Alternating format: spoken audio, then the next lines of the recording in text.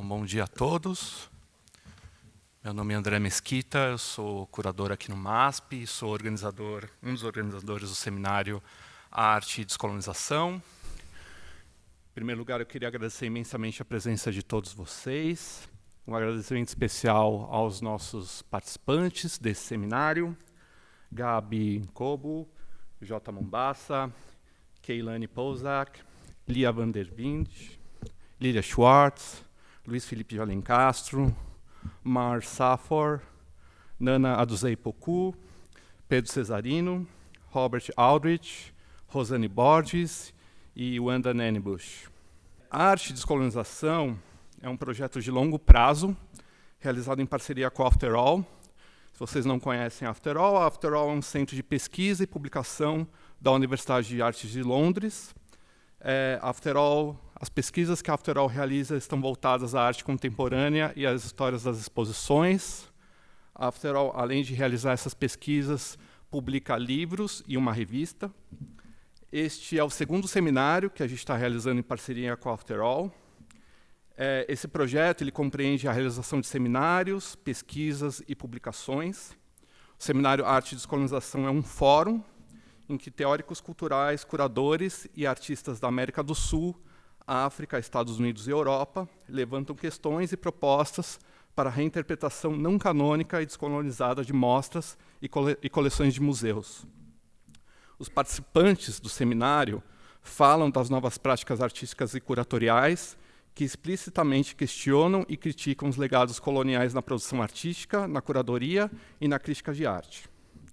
No primeiro seminário, nós tivemos uma série de discussões voltadas ao tema do pensamento decolonial e pós-colonial.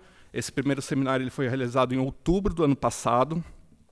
Eu acho que vale lembrar que dentro do programa curatorial do MASP, voltado ao tema das histórias e dos seminários que a gente realiza, o tema do pensamento decolonial e pós-colonial tem aparecido de forma transversal em outros seminários que a gente já realizou aqui no museu, como foi o caso de Histórias Afroatlânticas em 2016 e 2017, Histórias das Mulheres e Histórias Feministas, seminários que realizamos em 2018 e 2019, Histórias Indígenas, um seminário que nós realizamos em 2017, este ano, e vamos realizar mais um seminário no ano que vem. O projeto de pesquisa com Afterall é um projeto de reflexão e formação da nossa própria prática reflexiva e curatorial aqui no museu. Também interessa ao MASP propor novas reflexões críticas sobre as coleções de seu acervo, buscando pensar em outras temporalidades, leituras e abordagens. O projeto Arte e Descolonização, com Afterall, também contempla a publicação online de artigos relacionados a esses tópicos, que vamos trabalhar hoje nesse seminário. Desde o ano passado, estamos publicando no site do MASP e no site da Afterall artigos em inglês e português, artigos comissionados, a partir aí de conversas com pesquisadores e curadores. No momento, no site do MASP, nós temos os artigos Nós Prometemos Descolonizar o Museu, da Brenda Caro Cocotli, A Colonialidade Está Longe de Ter Sido Superada, do Walter Minolo, Uma Breve História dos Estudos Decoloniais, Pablo Quinteiro, Patrícia Filgueira e Paz Concha Elizalde, Alcance-me Se For Capaz, da Nana Aduzei Poku, que participa hoje do seminário, Entre o Visível e o Não Dito, uma entrevista com a Lídia Schwartz, feita por mim e pela curadora do MASP, Amanda Corneiro, Pensamento sobre Práticas Curatoriais no Giro Decolonial, do Ivan Muniz Reed. Para vocês acessarem esses artigos, você pode fazer o download em PDF de cada um desses artigos. O endereço é masp.org/arte-e-descolonização. Ou entrar no site do MASP, procurar o link para mediação, e dentro do link da aba mediação, a página Arte e Descolonização. No mesmo caso, aqui é um dos artigos que nós publicamos online nessa série, e aqui é a página da Afterall, também que vocês podem acessar esses mesmos artigos em inglês. Também acho que vale lembrar que em maio deste ano, nós também organizamos um pequeno simpósio em Londres, com os alunos da Central St. Martins, que é a faculdade onde a Afterall está baseada. E é importante dizer que os alunos da Central St. Martins também têm realizado uma série de discussões e publicações sobre como descolonizar o currículo do ensino de arte nas universidades. Eu também gostaria de comentar duas coisas importantes sobre esse projeto. A primeira é que faremos mais um seminário sobre arte e descolonização no ano que vem, e esse seminário será realizado em Londres, com Afterall, no mês de novembro. Depois desses 3 seminários, nós vamos publicar uma antologia de textos em 2021, com as apresentações realizadas nesses 3 seminários, a publicação de parte dos ensaios que nós estamos aí, enfim, editando e publicando online até o final deste ano, e a tradução de textos-chave sobre o tema do pensamento decolonial e pós-colonial. Eu quero, enfim, primeiramente agradecer ao MASP por essa iniciativa, principalmente nosso diretor artístico Adriano Pedrosa, a equipe de mediação em programas públicos, os produtores desse seminário, Fernando Galo, Natália Tonda e Maicon Ferreira, e toda a equipe técnica que está trabalhando neste evento. Quero agradecer especialmente ao diretor da Afterall, Mark Lewis, por toda essa colaboração, a diretora de publicações da Afterall, a Caroline Woodley, por todo o apoio nesse projeto, bem como a professora Yaiza Hernández Velázquez, que tem nos assessorado com a produção desse seminário. Agradecemos também o apoio do British Academy, que está nos ajudando na realização desse projeto, Arte e Descolonização, bem como a Universidade de Artes de Londres. E um agradecimento especial também ao British Council, que, graças ao seu apoio, no final de 2017, foi possível dar um pontapé inicial da parceria entre MASP e Afterall. Além desse projeto a Arte e Descolonização, nós também estamos pensando em uma série de publicações com Afterall. Uma delas é a reedição de um livro que foi editado pela Afterall em 2016, Arte and Social Change. Nós vamos publicar esse livro em português, numa versão revisada, no ano que vem, com o nome de Arte e Ativismo. Então, agora eu gostaria de convidar o diretor da Afterall, Mark Lewis, que fará a sua introdução para esse seminário. Muito obrigado.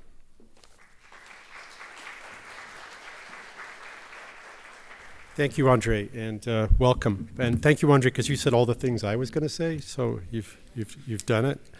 And I just really want to thank the team here in London, in Sao Paulo, Andre himself, Adriano, Amanda Canero, for really helping Afterall broaden its ambition and its ideas about contemporary art, and particularly what's happening in the South, in the global South. It's been a great learning experience for us, and as an organization that's been, I founded it 21 years ago with Charles Escher, and 21 years later, it's no underestimation to say that it has been transformed quite comprehensively through this relationship we now have with MASP. So I want to thank MASP and thank all the, in particular the dramatis personae here for making that possible. And also, the only other thanks I want to do, I mean, there are many thanks, but in particular, I want to thank the British Council, who started this by giving a small grant for me to come back to Sao Paulo, where I've been working for some years on films, but not here on this. And out of that grant, I met Adriano and Andre, and eventually Amanda and others. And this project developed, and then the British Academy, who then funded it. And I just want to also thank, in particular, all the participants for coming. It's really fantastic to be here, to have you here, and I'm really looking forward to listening to your talks, and apologies for being in English. Thank you.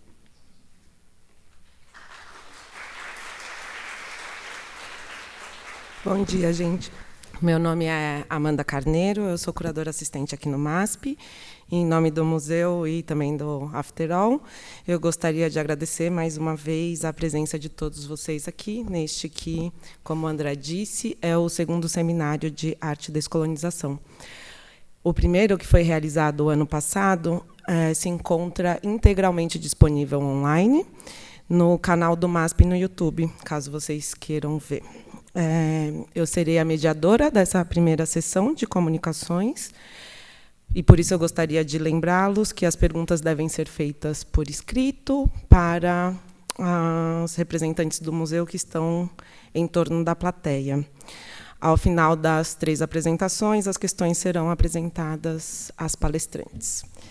A primeira comunicação intitulada Por que descolonizar um museu quando você pode centralizar a arte indígena, será proferida pela Wanda Nani Bush, que é curadora Anishinaabe-Kwe, guerreira da imagem e da palavra e organizadora comunitária do povo originário Besolé.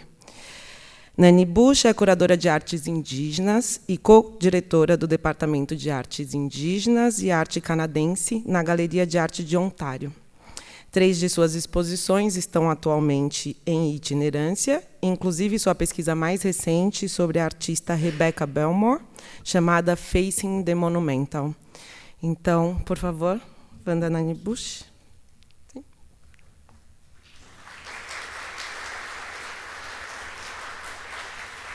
Anine, ciao, good morning.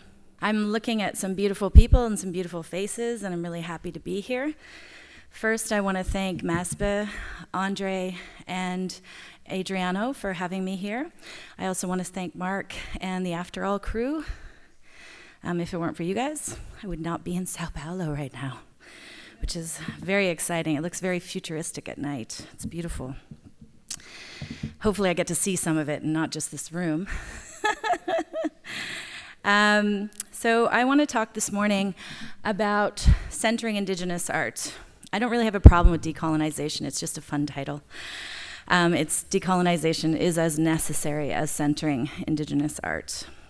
I'm an Anishinaabe-Kwe from Beausoleil First Nation. I'm Wolf Clan. And so one of the things that I think about when I enter an institution that has largely, these museums that have largely born out of colonization, so they have kind of colonial roots, and the department that I'm in used to be called Canadian. So it also has that nation-building enterprise, which is deeply colonial in the way that it conceives of itself and in the way that it has a use value for art. I think that I have to center myself as an Anishinaabe first before I go into the museum, which usually means that I have to be willing to be fired for most of the things that I want to do.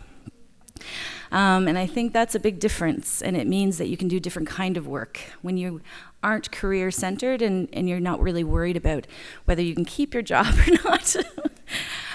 Thankfully, at the Art Gallery of Ontario, we currently have folks that are interested in changing the way that we do things. It has been largely a fairly standard encyclopedic museum. It still is, but we've carved out a kind of space on the second floor, a little bit of the first floor, and some of the fourth floor of this large museum for the projects that we believe can move us forward, both in the country but also globally. So about a year and a half ago, we started a project to reinstall the entire museum. Primarily, we were asked to do this in a chronological manner. And my first thought was chronology does not do any good for Indigenous people. Because what happens is Canadian art sort of sets the stage, and then Indigenous art is kind of just slotted in where it fits time-wise, which means, you might have 18th century painting and then a canoe. That really doesn't do us any favors as Indigenous people. That is not even decolonization. And that still centers Canada. So what we decided to do is break with chronology and work thematically so we could help our audiences along. This is just an install shot. So it's the McLean Center. So the first thing we had to do was reorganize the department. So we created a position for myself, curator of Indigenous art, that didn't exist before, in order to give some real power and meat to what I was trying to do. And then I talked to, and of course the new director of Canadian is a woman, and she was willing to share power. That doesn't happen very often. So we decided to create the department on a treaty basis. So we decided to create the department on a treaty basis. This is the Two-Row Wampum, which is an Indigenous treaty form, originally done between the Haudenosaunee and the Dutch. And it sort of sets out the two purple rows. One is a ship, one is a canoe. They're traveling down the same river in the same direction. But there's a kind of principle of non-interference, which means one nation won't put its laws on the other. At a certain point in the 1700s, there's about 24 nations, First Nations, that signed on to this treaty, so it does belong to my nation as well. And so we use this as a visual metaphor for what we were going to do in the department, how we were going to share power. It's also about sharing resources, and it also has a value system embedded in it, which is about integrity, honesty, reciprocity. So we build everything we do kind of with these values in mind. And we have put these values right on the wall of the gallery when you come into it, which is unusual. We're hoping that the whole institution eventually takes up these values. Also what's on the wall when you first come in is the land acknowledgement, the territory we are on. So normally we would begin a session like this by acknowledging the indigenous peoples of this land, the first peoples of this land, and I would usually say, you know, I stand in solidarity with them in their land claims. I stand in solidarity with them in terms of working against the multinational companies that are taking their land and resources. I stand with them in terms of all the sovereignty moves that they are trying to make in their territories, as well as the territories they no longer have access to. So the land that I am on in Toronto is an Anishinaabe nation. It's also a bunch of other nations, the Haudenosaunee, the Seneca, the Wendat. So through time, there have been different nations. And what we have found is it's really difficult to shove our lifestyle into an ownership model, which is what we have to do now for land claims.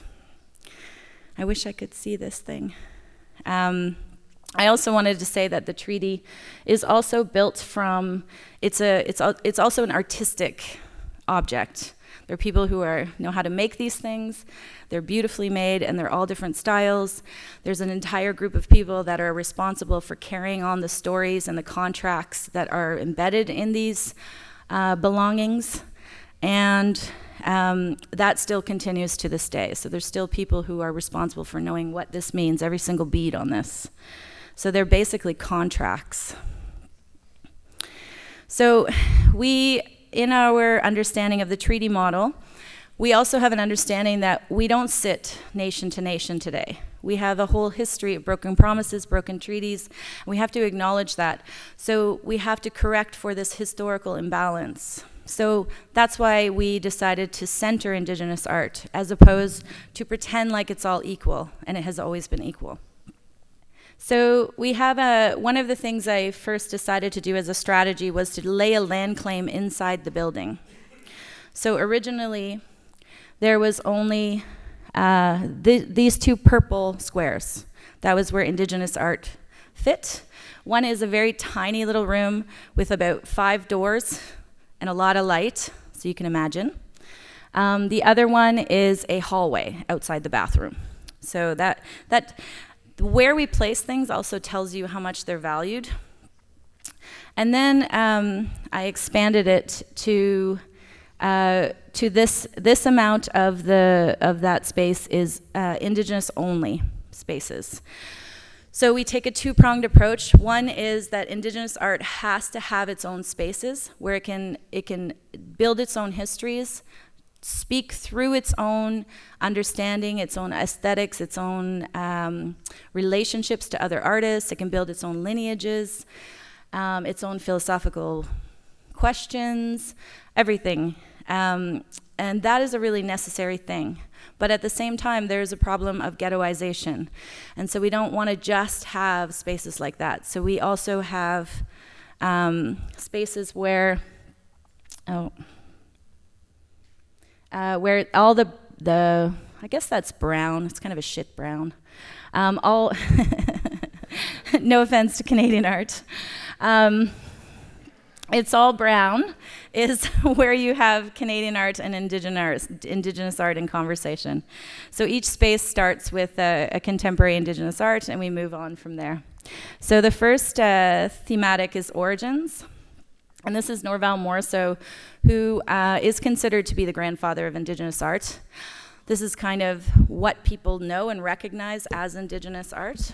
So the kind of aesthetic, the kind of look comes from birch bark scrolls, kind of ceremonial spaces, indigenous historical spaces that were banned up until 1951. So he's taking something that was hidden and secret and bringing it into paint and putting it out for the crowd. And that was something that the elders were really scared of and not really interested in. But he said, one day our kids are going to come back, and this will be the only way that they can kind of find this information is through paint. And so eventually the elders understood and agreed, and he continued on. And he continued on to really break through and start imagining new stories and new aesthetics for his work. The reason I say origins is because nationalism always begins with some kind of origin story, so do people, so do religions, and I wanted an origin story that wasn't xenophobic. So this is called The Great Flood, and it's a migration story. So we begin with migration, and in Toronto, it's one of the most culturally diverse cities in the world, and majority of human beings that enter Toronto understand the nature of migration. And so it's also a way to set an origin that actually is more about connection to other groups and other cultures. So the self, and these words are picked by our interpretive planners, not by us. They do believe that audiences are simple. I do not. But anyway, I think we had something academic like performing the self, and they were like, who the heck knows what that's about? So anyway, so we moved on to the self. But basically, it's this idea that art does function in a sense for us as a way to perform ourselves, like early portraiture was about that. There's ways in which Indigenous artists pick up performance and sculpture in order to perform protest, to state a sense of self that is against or beyond or misunderstood by the society at large. The piece that you see in the middle there, I don't know if I have no I don't. The piece is Rebecca Belmore's Rising to the Occasion, which was done in 1987. So this room sort of began with this piece. And it was part of a performance called 12 Angry Crinolines, where 12 women created these dresses, and they marched down the street in protest of, Fergie, I forget her husband's name. But anyway, the royals who came to Thunder Bay, and when they came to the fort, to do the fort-like things, and then they jumped in a canoe and they canoed down the river. All these kind of stereotypical ways in which colonialism is kind of reinforced.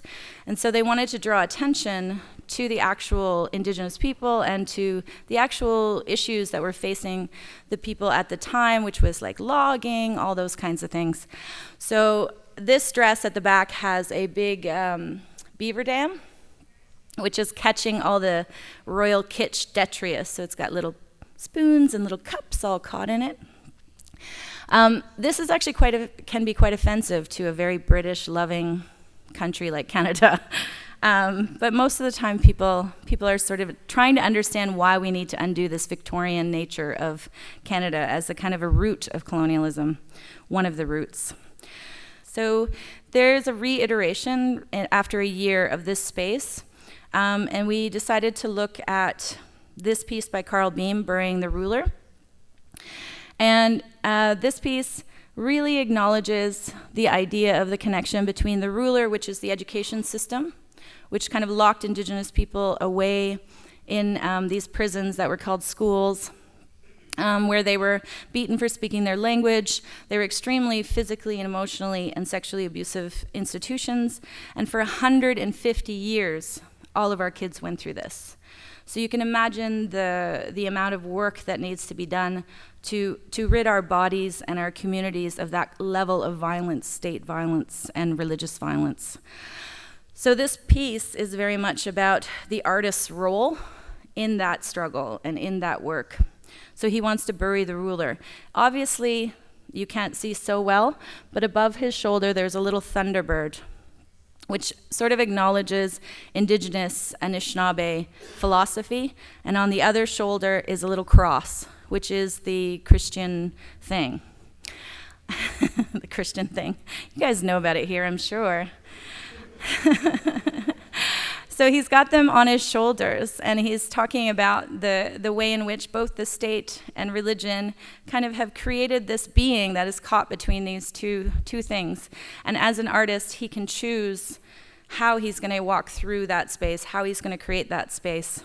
You can see even the grid-light work. This is a photo emulsion. The grid-like pattern also kind of talks to the roots of colonialism in terms of the way of thinking, in terms of how we organize cities, in terms of how we organize information and people. And this is Sandra Brewster, who's the large wall photo transfer you can see in the back. It's a gel transfer directly onto the wall of a large woman. No, she was not large. She is large now. But when you come into the space, it's the first thing that sort of grabs your attention. And it is a visual way of taking space. And even when we take away the work, we have to just sand it lightly and paint over it so that the presence of this black body kind of haunts the space forever. It's never, ever really gone. So one of the things we had to think about is that Canada is not white. So normally it's like Indigenous and white. But we really wanted to make sure that the art that was shown on the Canadian side of the treaty also sort of attends to the complexity, diversity, and history of the country for real. And then in the front we have this wicker chair. The top part is a found object, the bottom is a sculpture she created called a seat above the table. So it fits really well with burying the ruler. And also speaks to how some of our issues between, some of our fights between Indigenous peoples and Black peoples in Canada actually dovetail and can work together in solidarity or affinity, but aren't collapsible into each other. So we also talk about land, and on the wall we talk about the competing sovereignties between Canada and Indigenous. So it's a radical thing to say that the land is Indigenous, and you guys should start saying that here too. And that Canadian sovereignty sits on Indigenous sovereignty and actually gains its legitimacy to a certain extent from it. The work that this is Robert Houle, who's an Anishinaabe painter. He works largely in abstraction, landscape, as well as installation. And he kind of bridges a gap between 1960s all the way till now. The Pines. The Pines is a site that marks a before and after, which white people call the Oka crisis, but we refer to as the Kanesatake resistance. And it's where a group of Mohawks set up a kind of blockade in the forest where these pines are. And these pines are where they bury their dead and where they do ceremony. And so the town next door wanted to turn that land into a golf course. I don't know, which is more important? It's hard to decide. Well, Canada decided what was more important, and they sent in the army against the Mohawks. And this was very traumatic, I think, for the culture as a whole, to see the army against its own citizens in this way. Even though, you know, we consider ourselves citizens of our own nations, we also still are Canadian citizens. I say we're dual citizens. No Mohawk person would ever say that. They would only say they're citizens of their own nation. But when I travel with a Canadian passport, I'm a dual citizen, and I really appreciated it in some places I've traveled. So this work, when he went a year after the crisis had the conflict had kind of died down a little, and they still didn't have their land in terms of like ownership, but it wasn't a golf course. He said he could feel the false-faced masks, he could feel the spiritual energy of that land, and he wanted to paint it. And this is Lauren Harris, who's like a Canadian icon, part of the group of 7. And we put them together partly because they both have this concern with landscape painting. They both are, and Lauren Harris was really interested in abstraction, just didn't have the guts to go there. He wanted to, but the market, the kind of culture of the time really kind of suppressed his own urges to satisfy that. And that's something like maybe we can talk about in terms of colonialism, is the current market and how that actually influences artistic decisions in museums today. This is in memoriam, so this is acknowledging the nations who have been exterminated through colonization. So water. This is a piece by Ruth Cuthand that began this room as Don't Breathe, Don't Drink. There are 94 glasses, which have these beautifully beaded germs inside of them. Glasses and baby bottles. And they're for the 94 communities that don't have access to clean drinking water, which our current Prime Minister said he would fix and has not. And we paired this with Joyce Wieland, The Water Quilt, which is also about water protection, but from a 70s feminist perspective. We're always operating on the multiple levels of the theme. So we're also thinking about how water can be conceived of as feminine at certain points, as Anishinaabe Kwe for feminism in the 70s, but also as Anishinaabe Kwe, we are considered the protectors of the water. And then you have these kind of ships in the background, which a lot of people think about colonization through land, but actually it took place through water. And so it's important to sort of look at those. And on the label, it actually says whose nation the waterway is, or any landscape you see, it'll say whose nation that land is. So it's a very subtle way of doing, of making people aware of land claims in the country. So another language change is the Haida artist once known. So we used to say these are the artists that are unknown. Now we say Haida artist once known. It's a way to say there is a break there. What is that break? Ask the question, how come these names are not known now? And also it's a way, as an Anishinaabe working in the museum, I can embrace them as if they still have a community, as if they still belong somewhere. And that's really important. We can't just leave them lying out there, without the family, a community, and a home. Transformation. This is everything unseen, unknown. Here I was really interested in what to do with abstract art that isn't a room full of abstraction. I wanted to put abstraction with other works and not treat it in a chronological way or treat it all on its own. And so a large section of what we have in the collection as far as Canadian art's concerned and Indigenous art really does deal with the unseen, the unknown, and the spiritual. And so that's how this room came to be. So you'll see the abstract piece on the right, your right. That is Rita Latent, and she started in the 1940s as part of the Automatis. No one ever talks about the fact that she's Abenaki or that she's Indigenous because her work doesn't look it. So she was acceptable to collect. She fit really well in the fine art institutions, and so they never even had to really think about her as an Indigenous artist. But then I like to ask the question, if we do think about her as an Indigenous artist, what kinds of new ideas and thinking does that produce?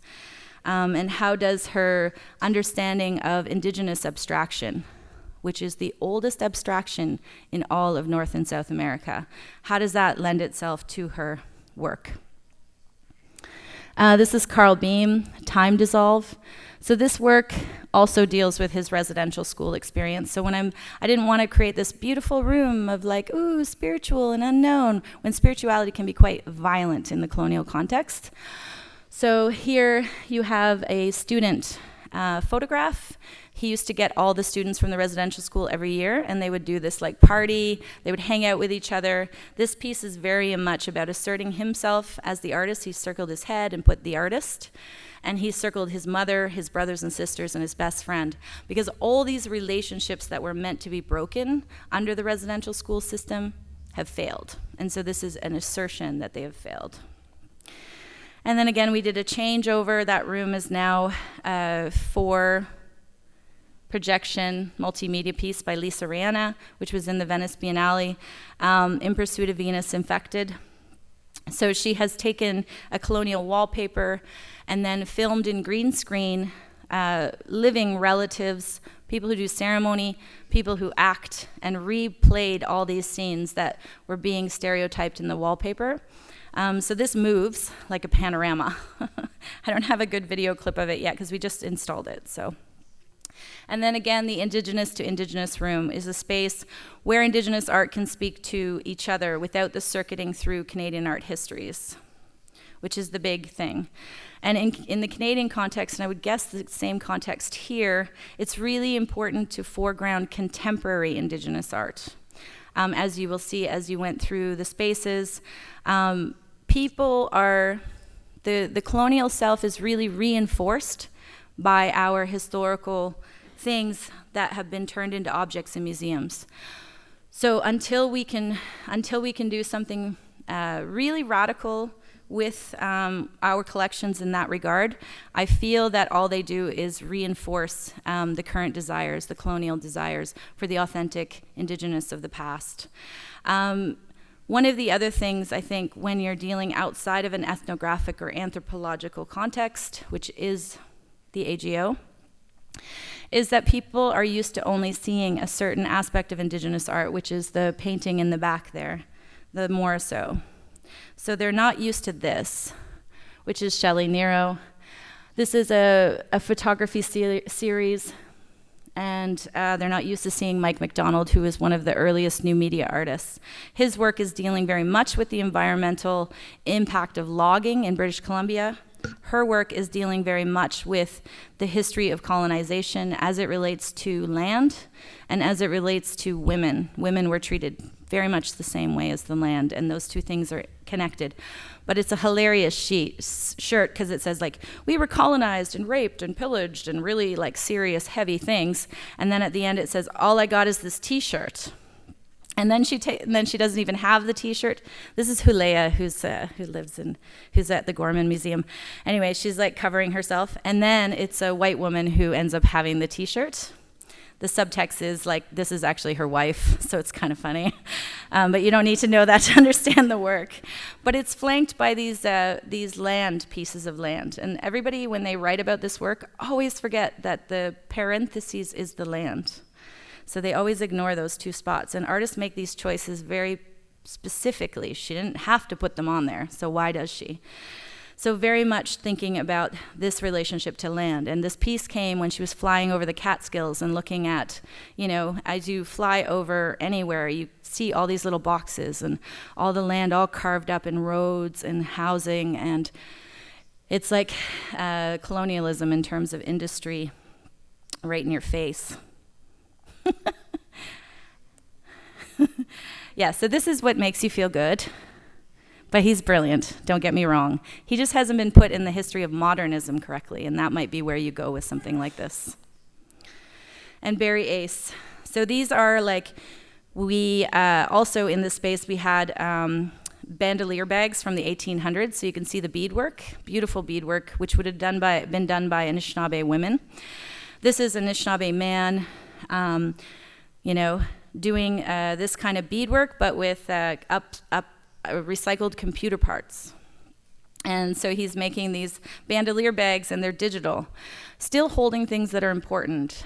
Pictures of his family, pictures of his best friend who passed away, and then a video of his community doing a really stereotypical dance for the government people at a time when ceremony was banned, but we were allowed to dance for the white people. So we also have focus galleries, which we have a series of solo shows devoted to Inuit art, both drawing and photography, as well as sculpture. And the reason we're doing that is because Inuit art is often treated as a cultural group, which doesn't help us understand it as art, whatever that might mean. Also, we want people to start saying people's names, these complicated things like names, and seeing the differences in style from one artist to the next, and what are the concerns of this particular artist at this particular point in time. Often the same things are said about Inuit art. They were painting tradition because, you know, colonization happened and then they moved into the settlements. And you just hear this line over and over, and believe me, you'll see it at our museum as well. We're not perfect. But there has to be way more things going on in this piece called Licking the Plate Clean than that. Shuvanaya Shuna. These are very sexy, lots of penises and things. And then we have a focus gallery that looks at gaps in the collection. So we have been focused largely on 3 Black Canadian artists in a row, also to build a kind of lineage, and largely looking at photography. And we bring this work into the collection at the same time, so that, because that is actually what lasts beyond exhibitions, is the collection. So a couple of quick things around exhibitions. So this was the first kind of special exhibition they did on Inuit art, focused on 2 artists and focused on them as a aunt and a nephew, but largely focused on their art. But what happened here is the removal of the curator and the museum as the authority, the passing it over to artists to actually curate the show. And what they wanted to do was this at the opening, which is a seal feast, which I don't know if you've done this here, but it's difficult to do in a museum that has all these rules. So we actually had to put it through the whole provincial system for food, right, and safety. They sent back a letter basically saying, we cannot authorize you to do this, but we won't punish you. And the punishment is like a $15,000 fine and the shutdown of our restaurants for good, which is like a huge moneymaker in the museum. So it was a very scary thing, I think, for the museum. But the artists and the curator, Georgiana, who's the internal curator, just persisted and were able to get it. And it was amazing because there was this young Inuk woman at the event who had been raised in Toronto. Her sister had been raised up north. And together they had lived totally different lifestyles. And the one mother had raised her daughter not to know their culture because she was worried about racism and the racism that person would experience. And so that daughter just ran to that seal, sat with the women while they cut it up, watched them carve it, watched them serve it, and she was the last person to leave that seal. That's what a museum can do too. You know, it can actually be this conduit for cultural renaissance, revival, for relationships, community building, if we want it to. And then I'm going to end on this piece, which is Clay on Stone by Rebecca Belmore, which was a 12-hour performance from sunset to sunrise, where she painted clay with clay on the stone. She did land, water, breath, and then eventually it turns into a massive abstract painting on the floor. This is the heart of the AGO. And just dealing with something so organic inside the museum was so much pressure and exhaustion for the museum, but for me is an Indigenous move. She wanted that clay to hit that stone, whether it stained it or not, even though we tested and we knew it didn't stain it. They still wanted to put plastic over the floor. And then she grabs the plastic and she goes like this, and she's like, that's garbage, not art. So it was like, that was the end of that. So I'm gonna stop here because we have a lot more to go through. I'm just gonna show you some photos and keep on going. So thank you so much, and we'll get more into it over the conversation.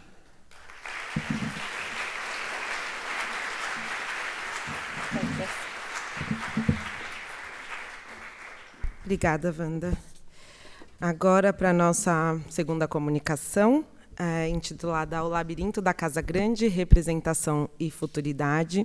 Eu gostaria de convidar ao palco a J. Mombassa, uma bicha não binária, nascida e criada no Nordeste do Brasil, que escreve, performa e faz estudos acadêmicos em torno das relações entre monstruosidade e humanidade, estudos queer, giros decoloniais, interseccionalidade política, justiça anticolonial, redistribuição da violência, ficção visionária e tensões entre ética, estética, arte e política nas produções de conhecimento do Sul-Sul globalizado. Jota, por favor.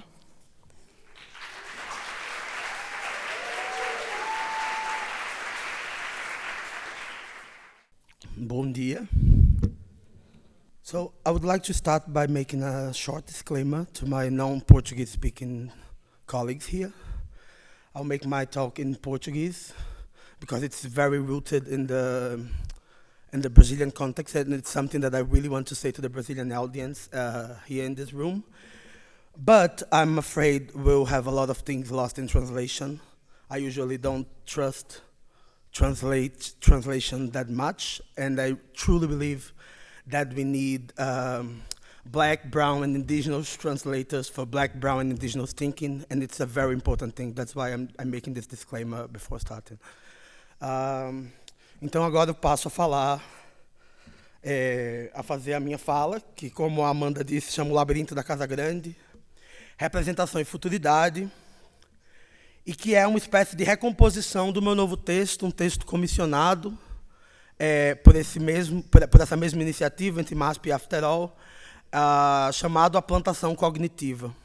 O que eu vou tentar aqui fazer é passear pelas ideias que o texto articula, só que caminhando, me permitindo caminhar por outras zonas na medida em que eu vou falando, e isso me dá mais liberdade do que na escrita. Esse texto está centrado em questões em torno do racial, do valor e da obra da escravidão. E quando eu falo obra da escravidão, eu estou tomando uma ideia, uma categoria emprestada da Elisa Lucinda, na constituição do capitalismo como a gente conhece, tendo a minha experiência e a experiência com o mundo da arte como uma paisagem e como assim o escopo dessa reflexão, né? Então é uma espécie, eu vou estar dividindo algumas ideias, mais do que apresentando a minha trajetória, as coisas que eu faço, e que estão bastante enraizadas na minha passagem pelo sistema de arte brasileiro e internacional. A imagem da plantação cognitiva, assim como a imagem do Labirinto da Casa Grande, são duas imagens que elas remetem diretamente a um momento e a um contexto histórico particular, o contexto da escravidão. Mas eu acho importante a gente ter cuidado ter pelo menos 2 cuidados ao ouvir essas ideias. A primeira é que elas não são metáforas anacrônicas para pensar o contemporâneo. Quando eu falo plantação cognitiva e quando eu falo Labirinto da Casa Grande, eu não estou querendo criar uma representação que ajude a gente a pensar.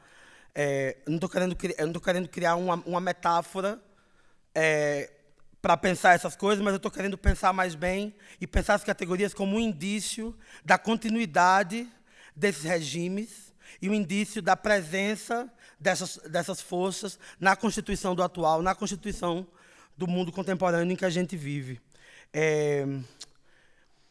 O outro cuidado que a gente tem que ter, especialmente com a categoria plantação cognitiva, é que, como eu não estou querendo trabalhar com metáfora, eu não estou querendo dizer que eu não estou querendo comparar o trabalho cognitivo, essa categoria que tem um lugar num certo campo de estudos, com a escravidão. Eu não estou dizendo que o trabalho cognitivo é análogo à escravidão. Eu estou querendo pensar um modo particular de trabalho cognitivo que continua a obra da escravidão. E eu acho que isso são 2 pontos importantes antes de eu começar. Eu espero que a gente consiga conversar e que dê para ir me acompanhando, mas como eu tenho uma coisa de tempo, eu vou seguindo aqui. Uma coisa, eu não sei de onde vai vir o aviso que o tempo está acabando, mas, por favor, me deem, porque a minha tendência Então, vamos. Bem, o que eu quero fazer aqui é concordar tanto com a afirmação dos movimentos negros, de que a abolição formal de que a abolição nunca chegou, quanto me arriscar a dizer que a abolição desse processo não é possível de todo sem o fim do mundo como conhecemos. E isso é uma posição que eu quero deixar marcada aqui. E quando eu falo fim do mundo como conhecemos, eu estou chamando para o pensamento a Denise Ferreira da Silva, essa filósofa brasileira radicada fora daqui, e que tem um pensamento super importante para as coisas que eu estou fazendo e pensando agora, e que, infelizmente, aqui no Brasil, ainda não tem recebido a atenção que merece. E quando eu falo fim do mundo como conhecemos também, eu quero me referir à descolonização no sentido fanoniano, no sentido proposto pelo Frantz Fanon. E aí, quando eu falo disso, eu gosto sempre de voltar para um momento que é no livro Os Condenados da Terra, o capítulo sobre a violência, em que o Fanon diz que a descolonização é um projeto de desordem absoluta que visa, no limite, a abolição, o fim, a destruição, a demolição da perspectiva do colonizador. E por que isso é importante? Porque a perspectiva do colonizador é uma fundamentada num princípio de superioridade racial e política que não pode conviver com as reivindicações e com as questões que a gente está trazendo. É impossível conciliar um pensamento que está baseado numa superioridade racial, antropológica, sobre nós com o pensamento que a gente está tentando articular. Então, é importante pensar o fim do mundo como conhecemos e a descolonização como a abolição desse ponto de vista. E uma abolição densa, profunda, no sentido ontoepistemológico. E com isso eu quero dizer que é uma abolição, uma demolição dos elementos que estruturam a epistemologia do colonizador, todas as ideias que constituem a modernidade e colonialidade, bem como as condições de rearticulação do ser colonial, do ser colonizador. Ou seja, as ideias de autodeterminação, as ideias de superioridade racial e todas as bases infraestruturais que garantem e constituem essa possibilidade.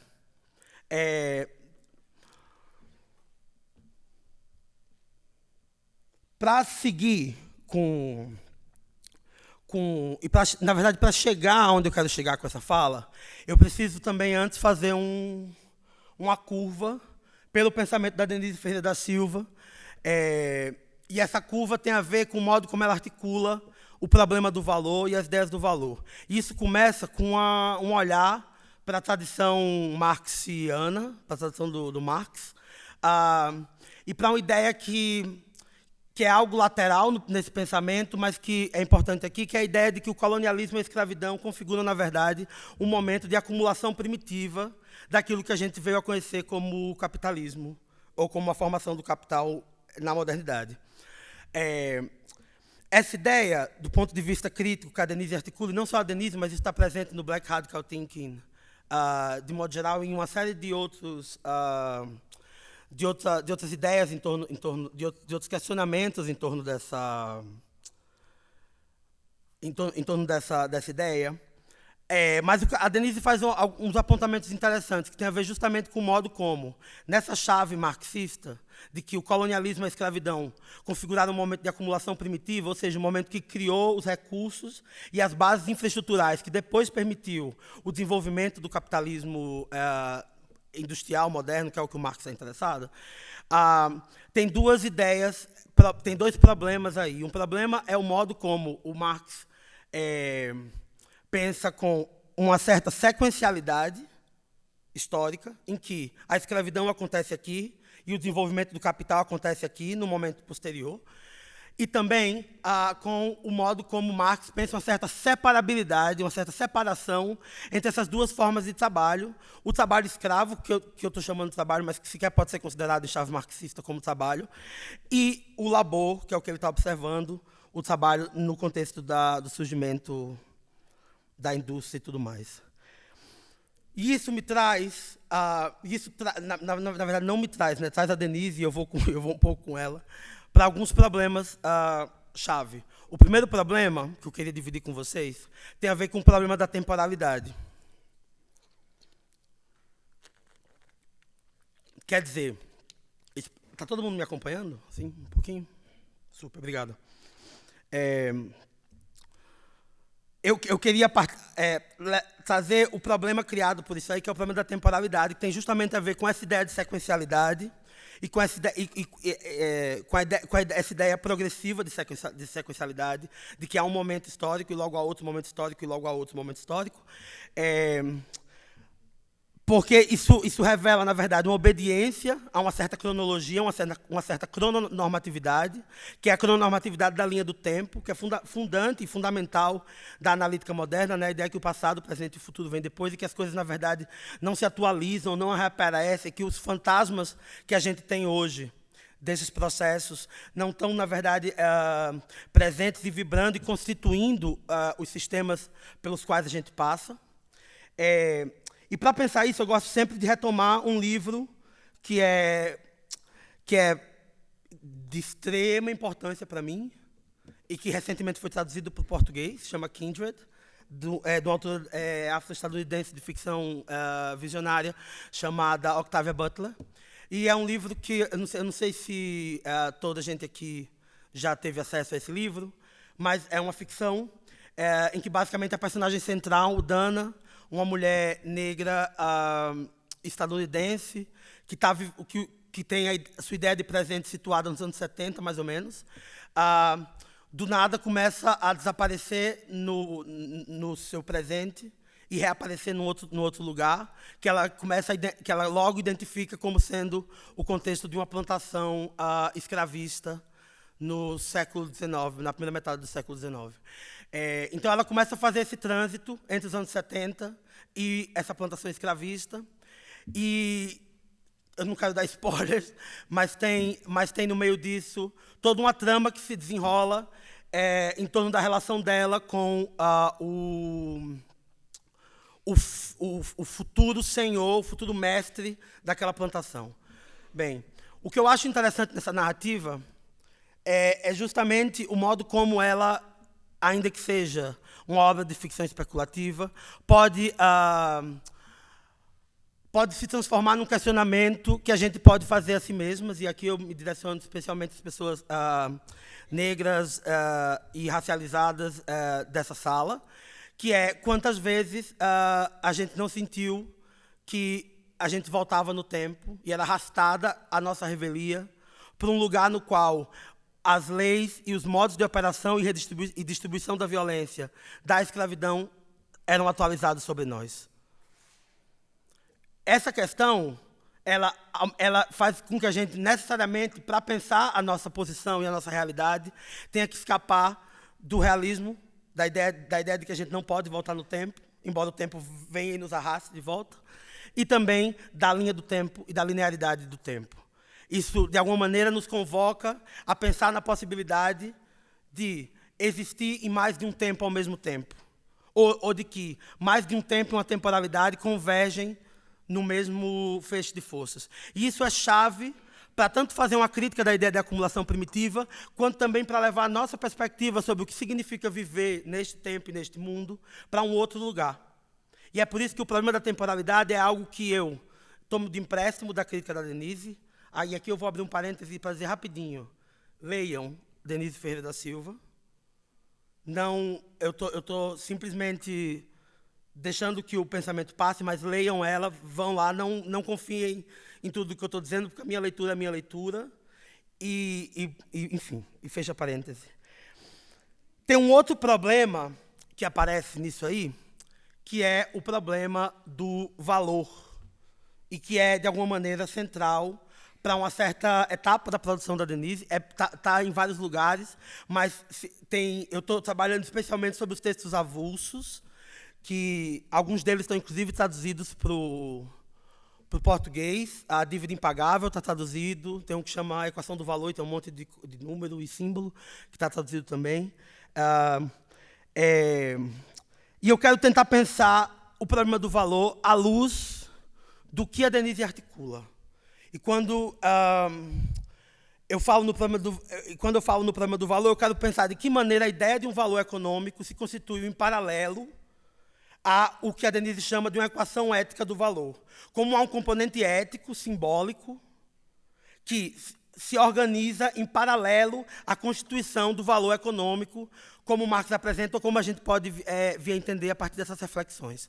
E isso é importante para pensar, porque a partir desse fecho a gente consegue voltar para o contexto da plantação e pensar na posição radical da escravizada em face desse momento de constituição do valor.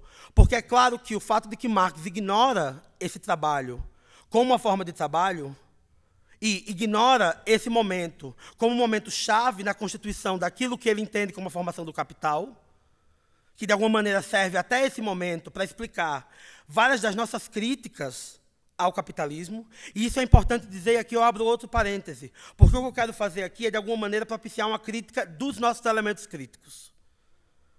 O forte que eu estou analisando, a estrutura que eu estou analisando, e o que eu estou tentando confrontar aqui, não é o capitalismo ou a colonialidade, mas precisamente o modo como o capitalismo e a colonialidade se inscrevem no trabalho decolonial que a gente se vê fazendo nesta posição em que eu estou agora. Para que a gente não se esqueça, como a minha colega acaba de nos lembrar, que nós estamos assentadas em terra colonizada. E para que a gente não se esqueça que o trabalho que constitui o mundo como conhecemos, especificamente este auditório, este museu, este território, está assentado na expropriação histórica do valor total do trabalho das gentes escravizadas. E isso é um elemento importante para que a gente consiga pensar nas possibilidades de fazer um trabalho efetivamente de descolonização nesse contexto aqui. Então, só um instante. Então é isso. O que eu quero tentar trazer também é esse problema do valor e precisamente a relação entre a constituição de uma ideia de valor através do dispositivo da escravização como aquilo que é roubado de nós. Esse é o conceito de valor em chave econômica que eu quero discutir com vocês aqui. E, em paralelo, a constituição de uma equação ética do valor que vai operar em relação à ficção hierárquica do humano. E, para isso, é importante retomar uma frase do pensamento hegeliano que a Denise sempre traz, que aponta the slave as an object of no value, a escravizada como um objeto sem valor. Então, o que eu quero pensar é justamente na constituição desses objetos sem valor e na expropriação do valor total desse trabalho, a partir desse momento da escravização. Mas, com isso, eu quero dar um salto para o contexto da plantação cognitiva e do labirinto da Casa Grande, e a partir de mais um conceito da Denise Ferreira da Silva, que está presente no texto A Dívida Impagável, este traduzido ao português, que é a noção de acumulação negativa, que é uma noção que, de alguma maneira, é usada para confrontar jocosamente a ideia de acumulação primitiva e que quer pensar precisamente no modo como parte da obra da escravidão criou não uma acumulação primitiva que deu origem ao capital, mas criou uma acumulação negativa que se atualiza em distintas temporalidades e se move não como uma flecha do tempo, mas de uma forma mais complexa. A ideia da acumulação negativa ela tenta dar a ver o modo como, junto ao processo político-econômico de expropriação do valor total do trabalho escravizado e de não reparação desse roubo no momento da abolição formal da escravidão, ela quer pensar também de que maneira, está no tempo, de que maneira, junto com isso, se construiu um arsenal simbólico que serviu para significar essa expropriação, esse roubo, a falta desse recurso como uma coisa de ordem moral. Então, a ideia de acumulação negativa tenta dar conta do modo como há um dispositivo moral que tenta justificar a hiperprecarização da vida negra no contexto da escravidão e no contexto pós-abolicionista como o sinal, o indício de uma falta subjetiva, de uma falha do ponto de vista ético e moral. Dá tempo para...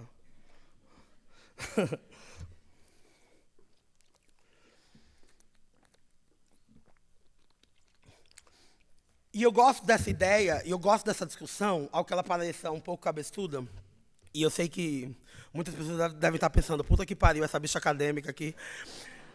Sendo, assim, né, não estou vinculado a nenhuma academia aqui, mas eu reconheço que eu faço um pouco esse trabalho. Eu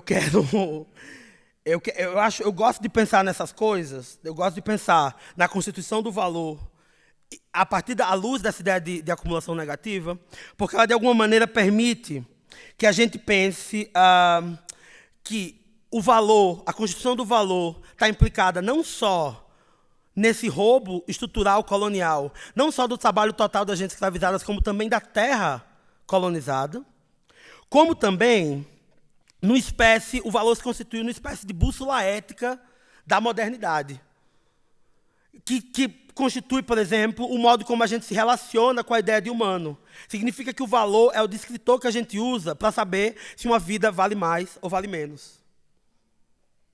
E que é uma questão que se atualiza de formas muito intensas agora, especialmente no momento em que a gente ainda tem que dizer vidas negras importam.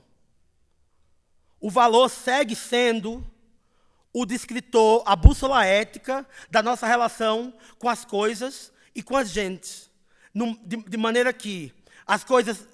De maneira que há uma hierarquia clara entre as coisas sem valor e as coisas valorizadas, e isso implica diretamente a matabilidade, a continuidade do genocídio, a continuidade do roubo, que constitui, bem, o mundo que a gente vive agora e que está num momento especialmente intenso agora.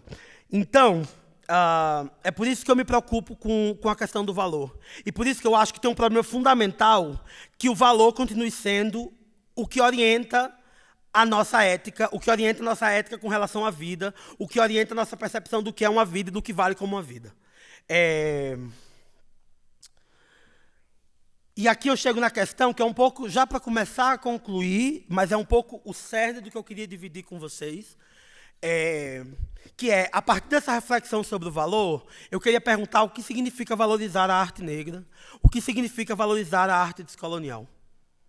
Se não um movimento de reinscrição estratégico, porque a gente está morrendo e a gente precisa de barricada, de reinscrição estratégica, mas ainda assim problemática, dessas formas de vida e de expressão e produção artística no domínio do valor, no domínio dessa chave da modernidade que é o valor. Isso eu trago como uma preocupação que eu tenho, porque eu estou completamente, minha vida está completamente atravessada por isso. Eu pago minhas contas, existo, me movo, graças ao processo especulativo histórico que tornou possível que um corpo como o meu chegasse a este auditório, falasse a este auditório nos termos que eu estou falando agora. E isso é, para mim, uma contradição chave da minha posição. Ou a contradição-chave do modo como eu tenho que pensar o meu lugar no mundo, e o meu lugar nesse seminário, e o meu lugar no mundo da arte, de modo geral. E aí, a partir dessa pergunta, quanto ao que significa... Peraí, que agora diminuiu aqui. A partir do que significa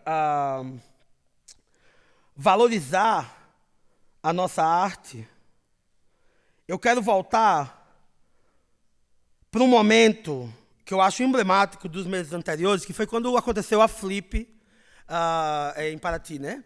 E aconteceu a Flip e depois saiu uma matéria que ficou circulando e eu vi passar várias vezes que dizia assim: dos 5 autores mais vendidos, 4 são negros e 1 é indígena.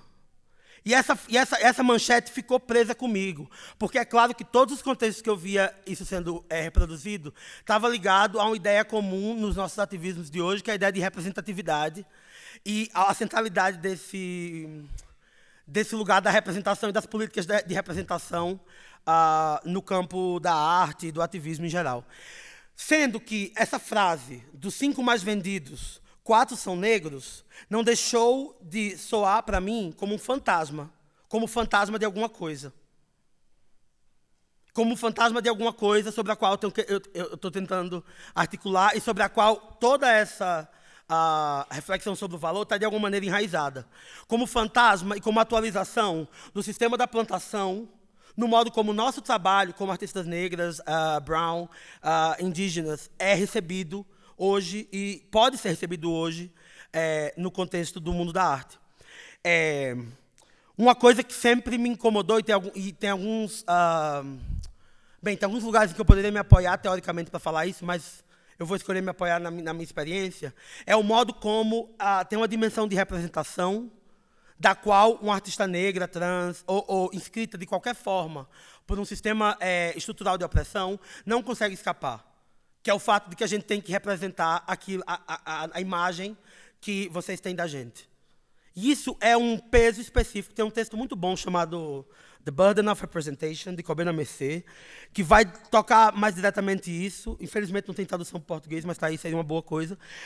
Ou pelo menos não tem tradução que eu saiba. O que eu quero trazer aqui para essa reflexão é o modo como o fato de que a condição do meu acesso a esse sistema produtivo seja ainda a minha posição sócio-histórica e a relação crítica que ela tem com o mundo, atualiza, continua e não rompe o sistema da plantação. Porque o que está central ainda, na maioria das leituras que se faz, ou das leituras mais rasas e superficiais que se fazem em torno da nossa arte, é precisamente o fato de que a gente é aquilo que se pensa que a gente é. Ou aquilo que a nossa imagem produz como representação. E isso me parece ser uma espécie de limite incontornável. Eu vou ter que negociar com isso para estar aqui, mas, ao mesmo tempo, é uma coisa que eu já não posso sustentar.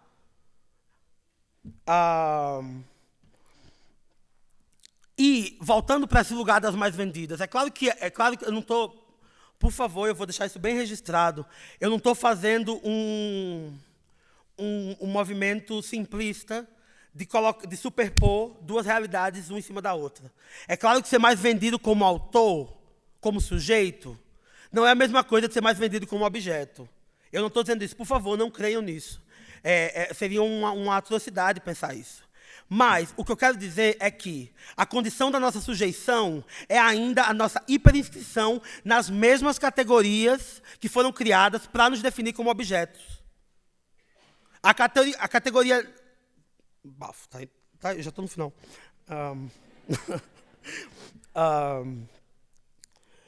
E isso constitui uma espécie de paradoxo do sucesso negro, que deve ser considerado a cada vez que a gente se põe aqui, ou que pelo menos é considerado no nível somático, a cada vez que a gente se põe aqui. E aí eu gosto de lembrar de tem duas letras da nova música popular brasileira que eu gosto de lembrar desse momento. Uma é do Baco Exu do Blues, que tem um momento de uma música que ele diz: meus ancestrais todos foram vendidos, deve ser por isso que meu som vende. E o segundo momento está no álbum novo da Yaiza Soares, e numa música que chama Não Tá Mais de Graça, que é o comentário sobre uma outra música cantada pela Yaiza Soares, que dizia que a carne mais barata do mercado é a carne negra. Na nova música, a voz da Yaiza Soares canta e transmite para a gente a ideia de que a carne mais barata do mercado não está mais de graça, o que não valia nada agora vale 1 tonelada. E ela repete: a carne mais barata do mercado não está mais de graça. E aí vem um momento que é chave para mim. E ela diz: não é bala perdida, tem seu nome, é bala autografada. O que isso quer dizer? O que isso coloca na cena da nossa valorização? Senão a continuidade do nosso genocídio.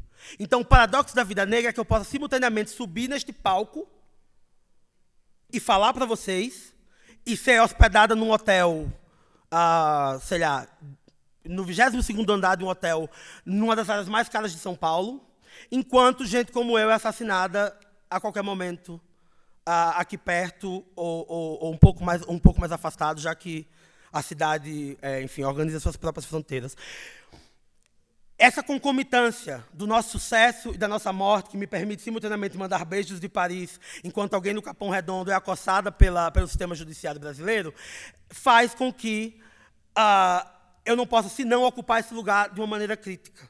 Eu não posso, senão, ocupar esse lugar em tensão com o lugar e comigo mesma e com a própria posição que eu ocupo. A posição de sujeito, ela não está menos implicada no sistema mundo, no mundo como conhecemos e no modo como ele articula o genocídio negro.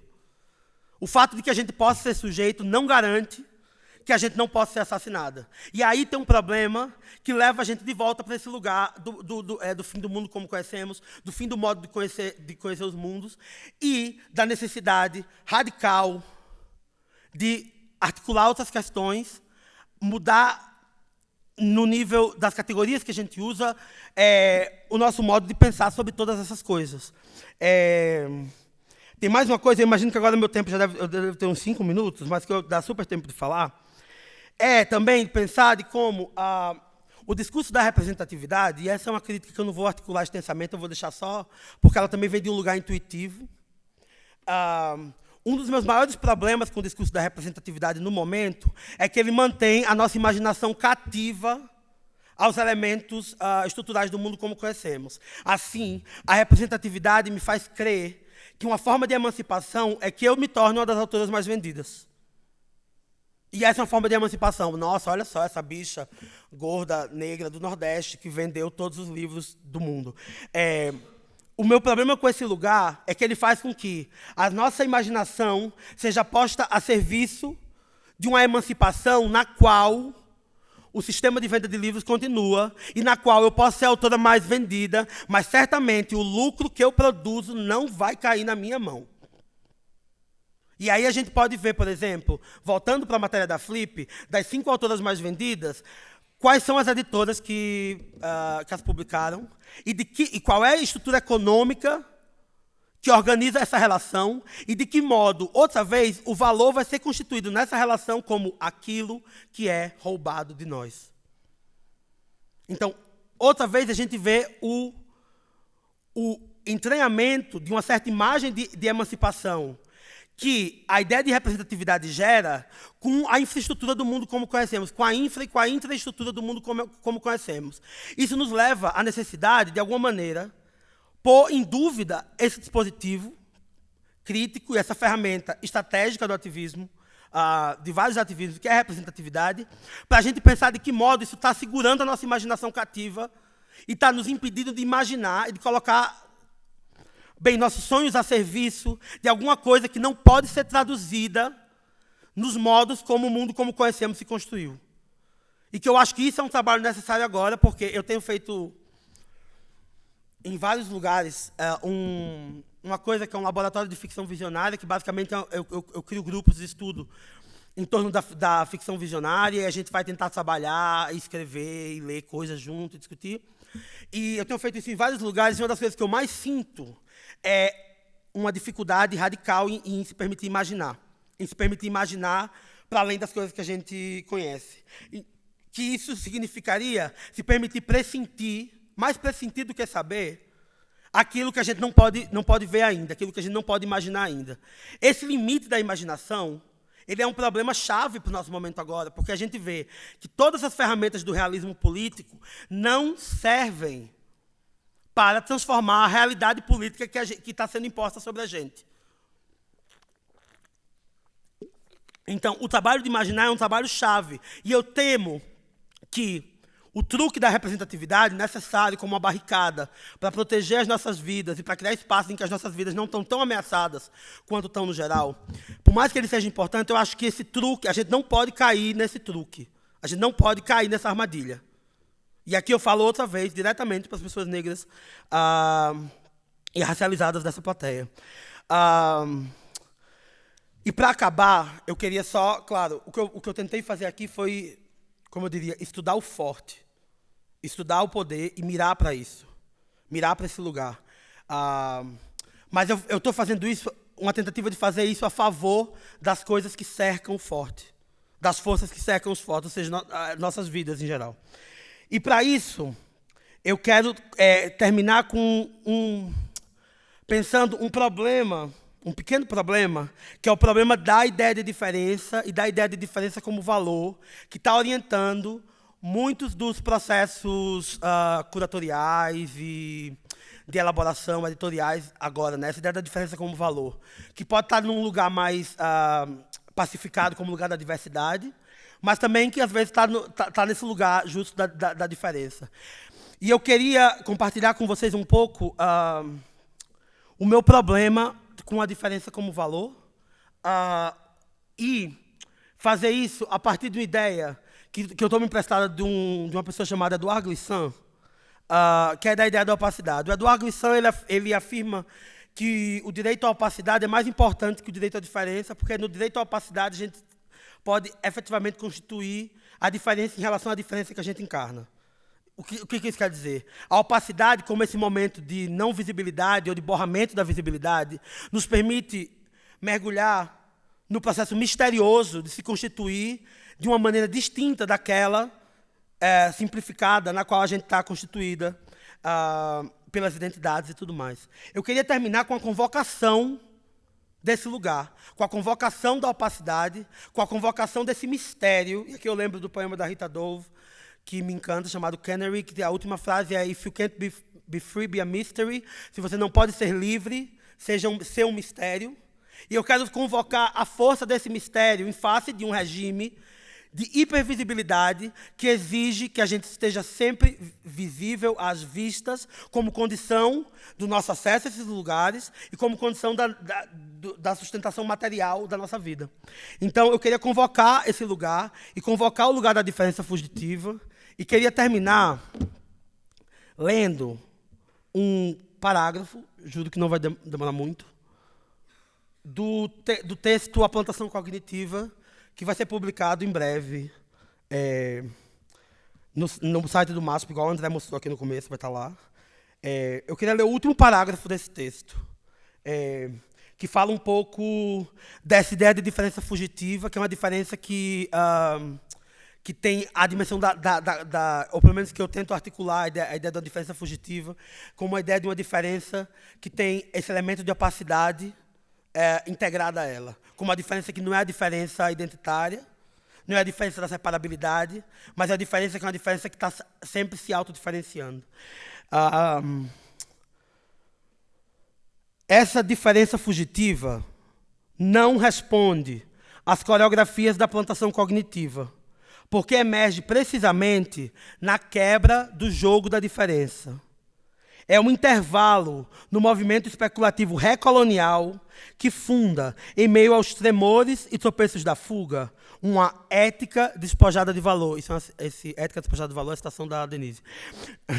Se, em opacidade, a diferença não pode ser consumida ou extraída, talvez possamos criar uma ficção conceitual em que o opaco é uma das formas poéticas de dizer o quilombo, e assumir, assim, que a encruzilhada da vida negra está situada sobre um labirinto de túneis que conduzem da plantação cognitiva à floresta e da floresta ao assentamento fugitivo. Assim, em vez de retornar ao domínio do valor e recuperar uma posição no marco do realismo político colonial, tornando-se um ente no cativeiro do mundo como conhecemos, essa diferença, que tem tantos nomes quanto formas, e ao mesmo tempo não tem nome nem forma, transpõe o cercado da plantação cognitiva e cerca o sistema que lhe cercou, como um raio fugitivo, uma rebelião misteriosa, uma abundância de vida negra, atravessando a grande noite sem acender a luz. Muito obrigada pela atenção e espero que vocês tenham gostado.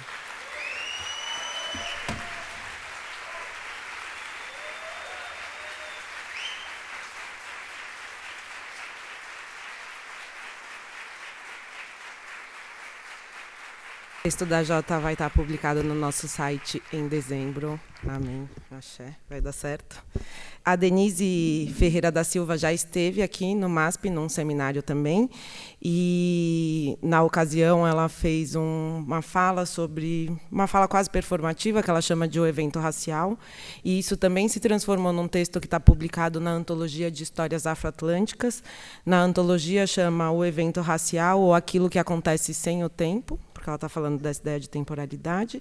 E a gente também tem, na mesma antologia de histórias afroatlânticas, um texto do Kobina Mercer traduzido, que chama Black Hair, Políticas de Estilo.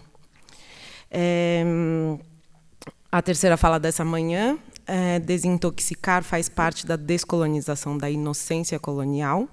Será proferida pela Bambi Ceuppens, que é artista, curadora e educadora residente em Joanesburgo, na África do Sul. Desde o início dos anos 2000, a Bambi Ceuppens está envolvida em projetos artísticos, curatoriais e educacionais colaborativos, tanto na África do Sul quanto em âmbito internacional. Ela foi curadora da 10ª Bienal de Berlim, intitulada We Don't Need Another Hero, em 2018. E foi uma das co-curadoras da 32ª Bienal de São Paulo, em 2016. Ela é integrante e fundadora de 2 plataformas colaborativas baseadas em Joanesburgo, a NGO, Nothing Gets Organized, e Center for Historical Reenactment. Bambi Ceuppens, por favor.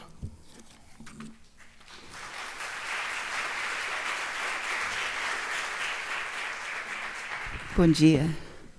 Thank you very much to the previous presenters for laying the stage feels like I don't have much more to say. But I would also like also to foreground this quote by Frantz Fanon as well from The Wretched of the Earth, which Jota already mentioned. In The Wretched of the Earth, Frantz Fanon diagnosed the decolonization as a program of complete disorder that cannot come as a result of a friendly understanding. I would like to do this lecture. There's, when I wrote my abstract, it was before many things of the project that I highlight in my abstract have occurred, but I don't want to center that conversation right now because it has been in the center of things, talking about the exhibition, All in a Day's Eye, The Politics of Innocence in the Javed Art Collection.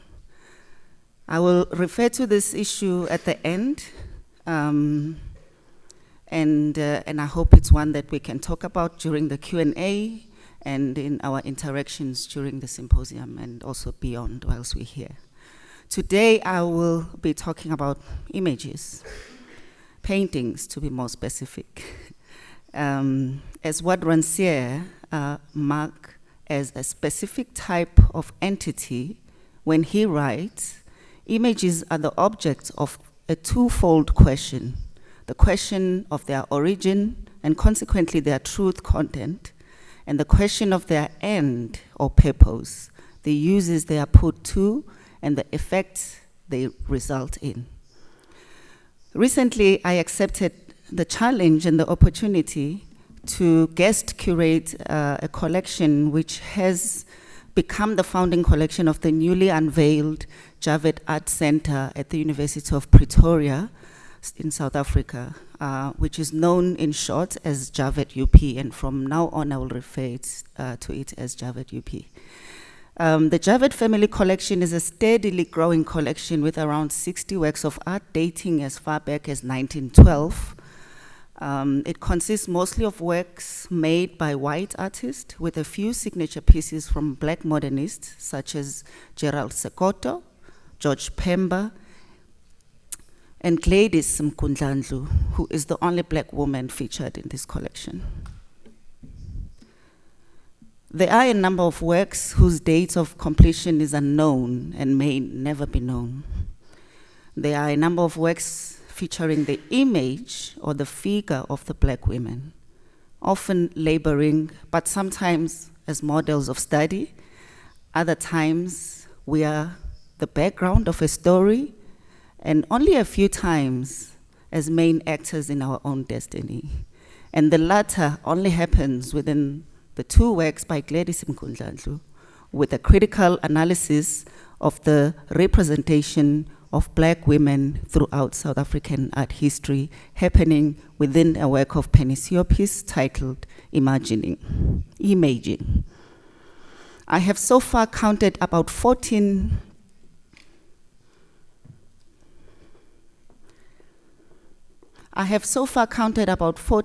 appearances of black women in the visual curatorial essay All in a Day's Eye of selected works from the collection.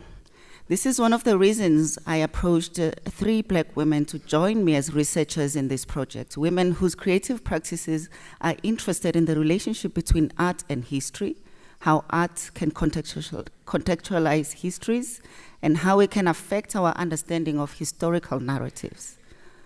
Our collective work with Donna Kukama, Simnigiwe Buhlungu, and Chekofasho Mabaso investigates how histories are narrated, translated in works of art, and subverts how value systems of historical work are constructed within the exhibition space.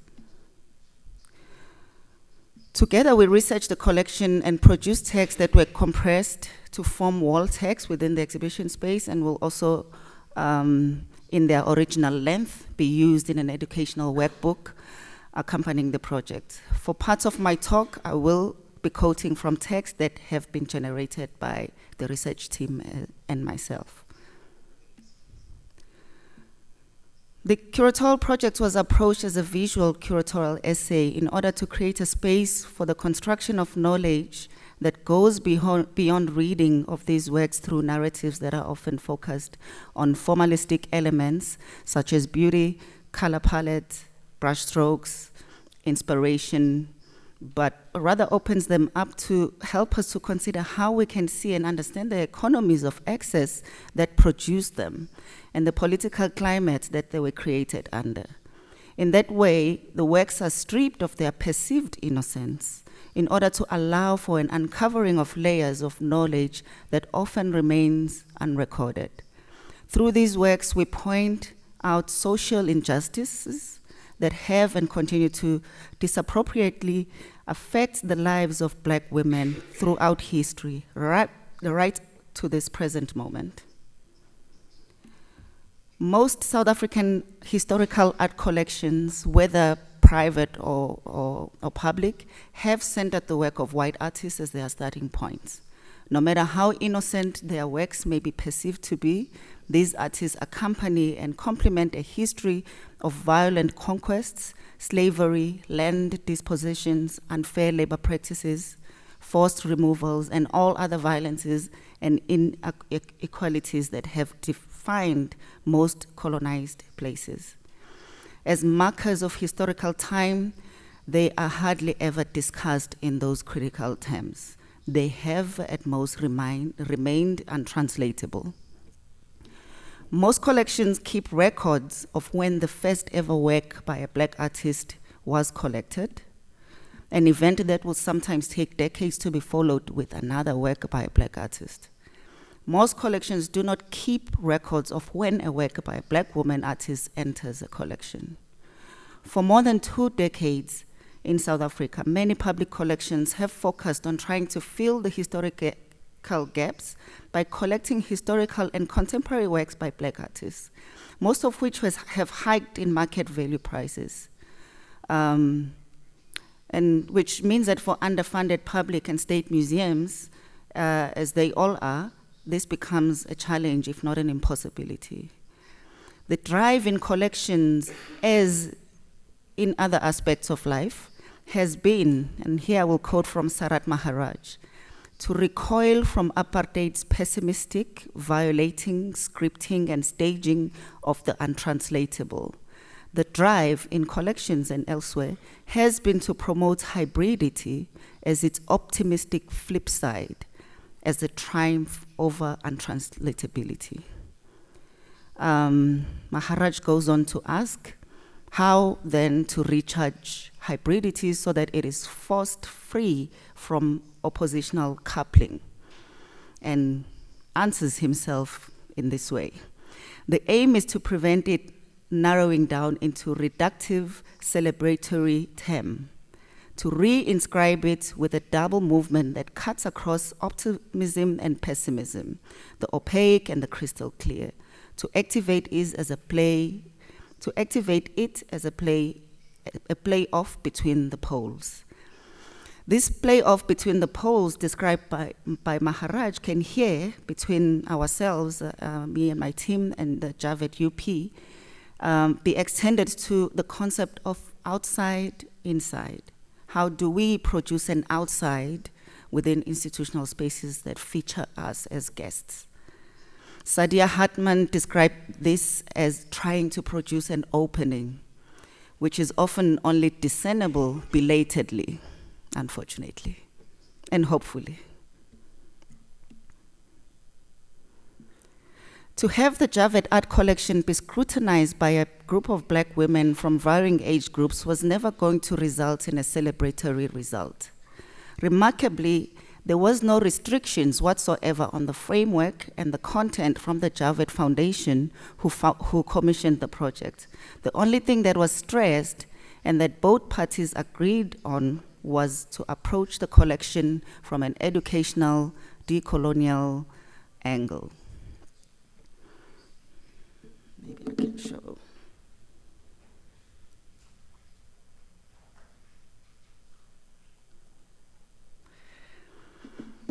The visual essay, All in a Day's Eye, The Politics of Innocence in the Javed Art Collection, thus begins with a painting by Ivanonia Roweth, The Return from School Genandendal, in order to center education and its history in South Africa.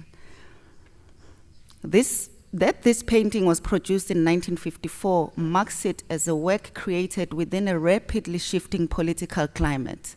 The 1st of January 1954 being the date of commencement of the Bantu Education Act of 1953. For those of you who might not know what the Bantu Education Act, I have, it was an act from 53, applied in 54, to make education less of a quality education for black and brown people. This seemingly mundane event of children returning from school takes place in Genandendal, a town that at the formal end of slavery in the Cape Colony, which was 1838, became a sanctuary for more than 1,000 freed, formerly enslaved people. The town is also known to have had the first teachers training college in South Africa, founded by George Schmidt of the Moravian Church in the same year, 1838. The college was shut down in 1926 by the colonial government, who felt that black people were better suited as farm laborers. In 1995, Nelson Mandela visited Genandendal, whose name means Valley of Grace. It's an Afrikaans name. It means in English Valley of Grace, and thereafter named his residence at Teenhuis after the town. The painting contains a political history that the artist, looking through her overall and family history, was never concerned about. At this critical period in history, the painting served aesthetics, not politics. Only within this visual curatorial essay do we start to intermix the two.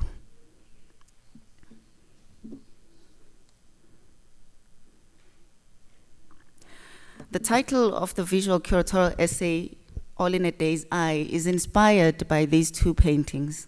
According to the Oxford English Dictionary, the Old English name of the daisy flower refers to the day's eye, or the eye of the day.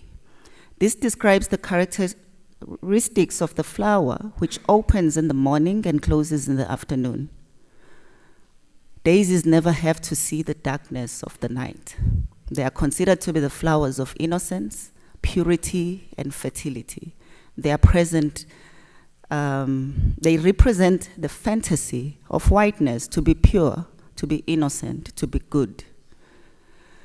In the exhibition, which featured 3 paintings which show daisies, 2 of them are shown here. Frida Locke, Still Life with a Flower in a Coffee Pot. I mean, I never thought I would make an exhibition with still lives and shit like this. But this was fun when it wasn't painful.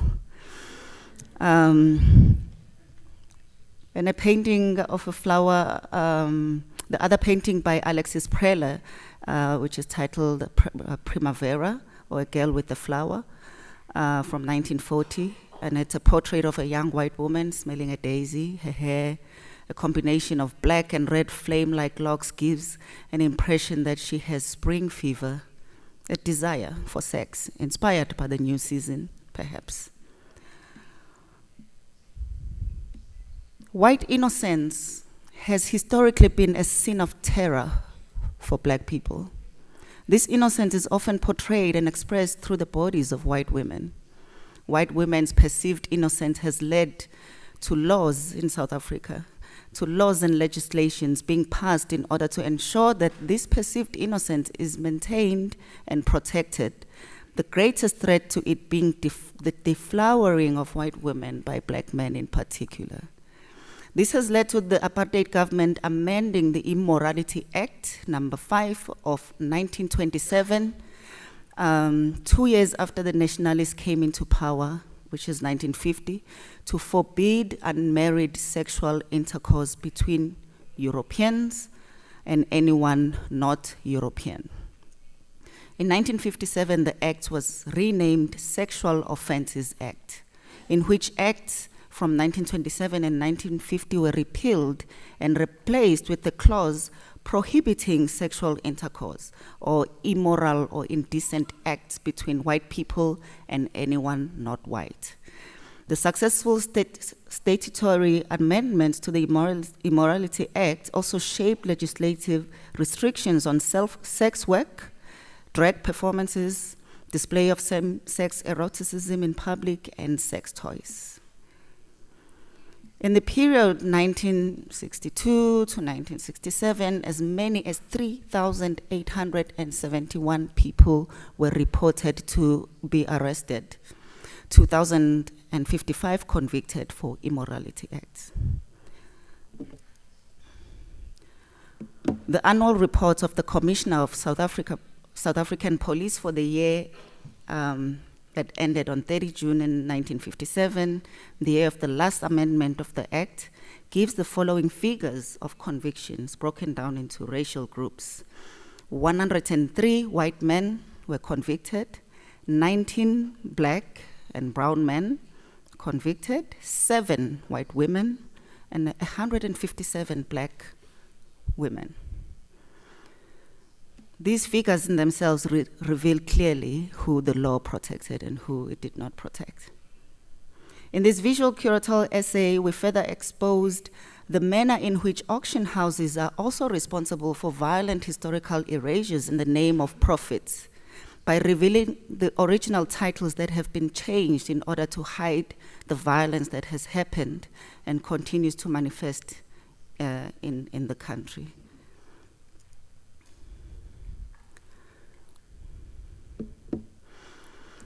And here I will start to read a text that is in the exhibition, which is written by one of the researchers, Simnigiwe Buhlungu.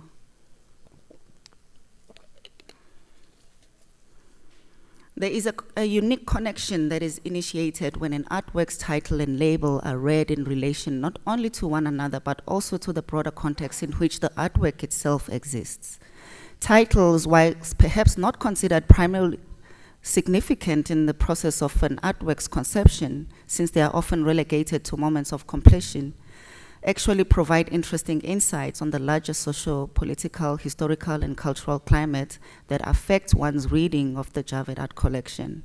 Additionally, the titles become the larger source of information and are situated as entry points into historical records of the artist and the artwork. The change in perspective comes through an artwork such as Frida Locke's 1946 painting titled A Cape Dutch Homestead. However, on turning the painting around, one sees that there is a clear indication of the original title of the painting, Slave Quarters, Spear Farm, Stellenbosch. Given the history of slavery in South Africa, with the arrival of Dutch colonizers and their subsequent violent colonial imposition in the Cape, it is not surprising that a slave quarter would still exist in the Cape landscape in the first half of the 20th century. So much so, it is even less surprising that it would be accessible as a subject for a painting. Thinking of this painting under its original intended title of Slave Quarters, there is an idyllic way in which it was painted. There is serenity in the painting that doesn't initially mark it as a symbolically violent trigger. However, on delving into the architecture itself, it becomes essential to ask the pertinent question of what slave quarters in the Cape actually looked like and whether they shared the same structure of Cape Dutch homesteads. Whether the structures share similarities or not, a slave quarter is not a Cape Dutch homestead. Their purposes, occupiers, and narratives were not interchangeable. Here it becomes evident that titles themselves, through several other processes of relabeling, become visibly historically misleading and begin to initiate an erasure of an unavoidably violent past. This change of title appears in a few other works, including also this painting by Maggie Lobser, which is titled Vasmeiki, in a farm somewhere. Was met kies Afrikaans for little washer girl. And it shows clearly the historical belittling of black women and men. This is a painting by a Dutch-born South African artist, Pieter Wenning, titled Mining Camp. Johannesburg also has another title, Landscape with Laborers' Cottages. The impression given by Wenning through this painting is one of an unpeopled camp, possibly painted during the day whilst the laborers were out digging in the gold mines. The discovery of gold by someone not African at a farm in Langlaagte in 1886 shifted South Africa from an agriculturally focused society and industry into the largest mineral producing country in the world. This led to what is historically known as the Gold Rush, a movement that saw thousands of able-bodied men from many parts of the world making their way to the place of gold, Gauteng, as the region is known, in search of fortune. Mining camps that were set up throughout Witwatersrand soon became towns, and thus was born the city of Johannesburg, which became even bigger than the capital, Pretoria. The year 1912, when this painting was created, is a critical year in the history of labor in South Africa. Major shifts in labor laws were recorded as it became apparent that the labor of immigrants from as far as Australia, USA, Eastern Europe, Britain, China did not come cheaply.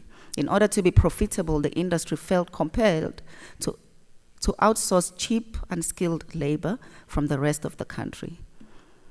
A move that led to land depositions and population displacements whose ramifications continue to inform today's political spaces. The painting by Wenning records a moment before this major political shift, a moment that preceded the passing of the Native Land Act, number 27 of 1913, an act that allowed only 7% of arable land to be owned by Africans, leaving more fertile lands for whites. In March of 1912, the president of the Chamber of Mines declared, and I quote, "We must have labor. The mining industry without labor is as a brick would be without straw, or as it would be to imagine that you could get milk without cows."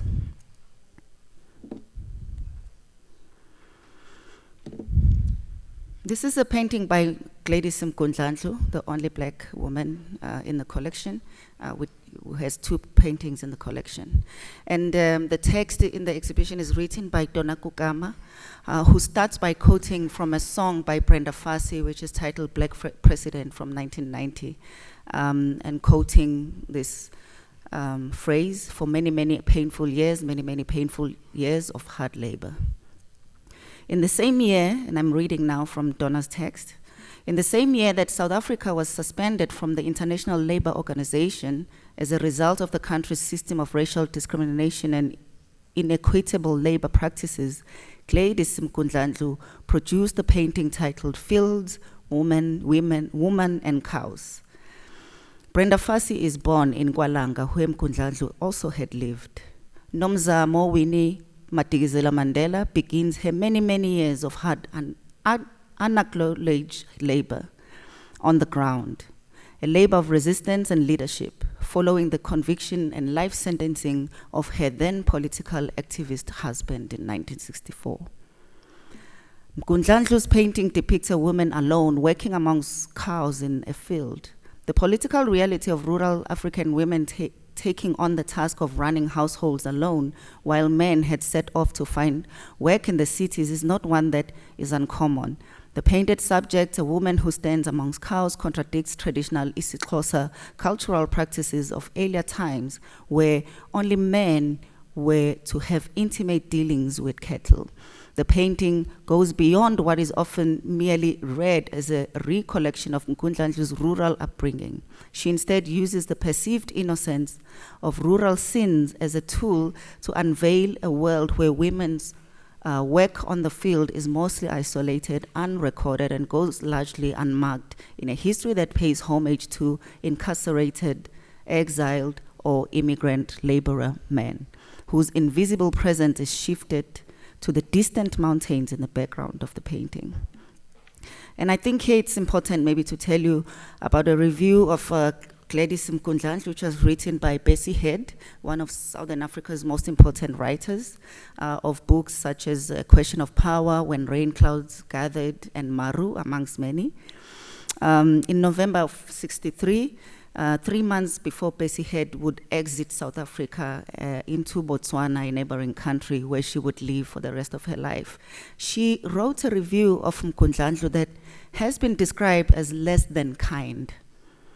The review appeared in the New African under the title The Exuberant Innocent. It is a well-known and often quoted review, more so as the late Mkundlandlu has resurfaced as a critical art historical figure through the interpretative and often celebratory lens of a younger generation of Black art historians and artists.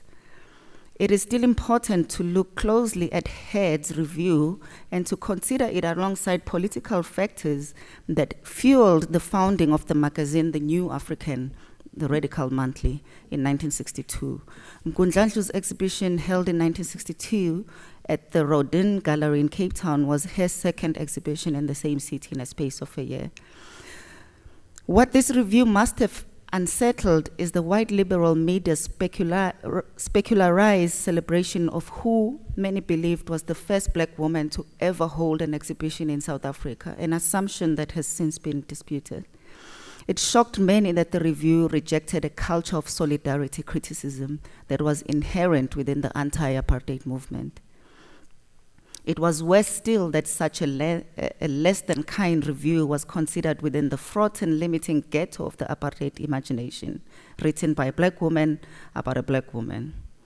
Head interprets Mkundlandlu's painting as a soothing, hypnotic call and an escape from the bang, bang, bang, in order to mark her as politically unconscious, or at least playing into the tunes of those who prefer not to know of the horrors that many Black people had to endure in the apartheid ghettos.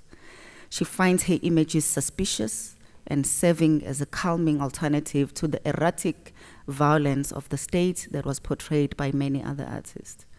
In her review, Head neglects to note that Mkundlandlu came to the city from a rural Pedi in the Eastern Cape region where she was born, and that her work took its original inspiration from the rural upbringing.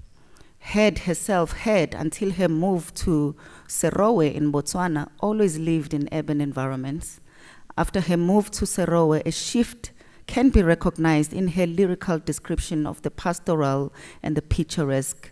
This despite having once written, "I don't like sceneries and places much. I prefer people and what goes on inside them.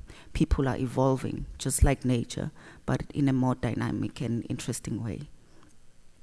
From the 1950s, Black artists and writers were concerned about how to describe the African landscape in ways that was critical also on how the landscape had been described and represented by white settlers.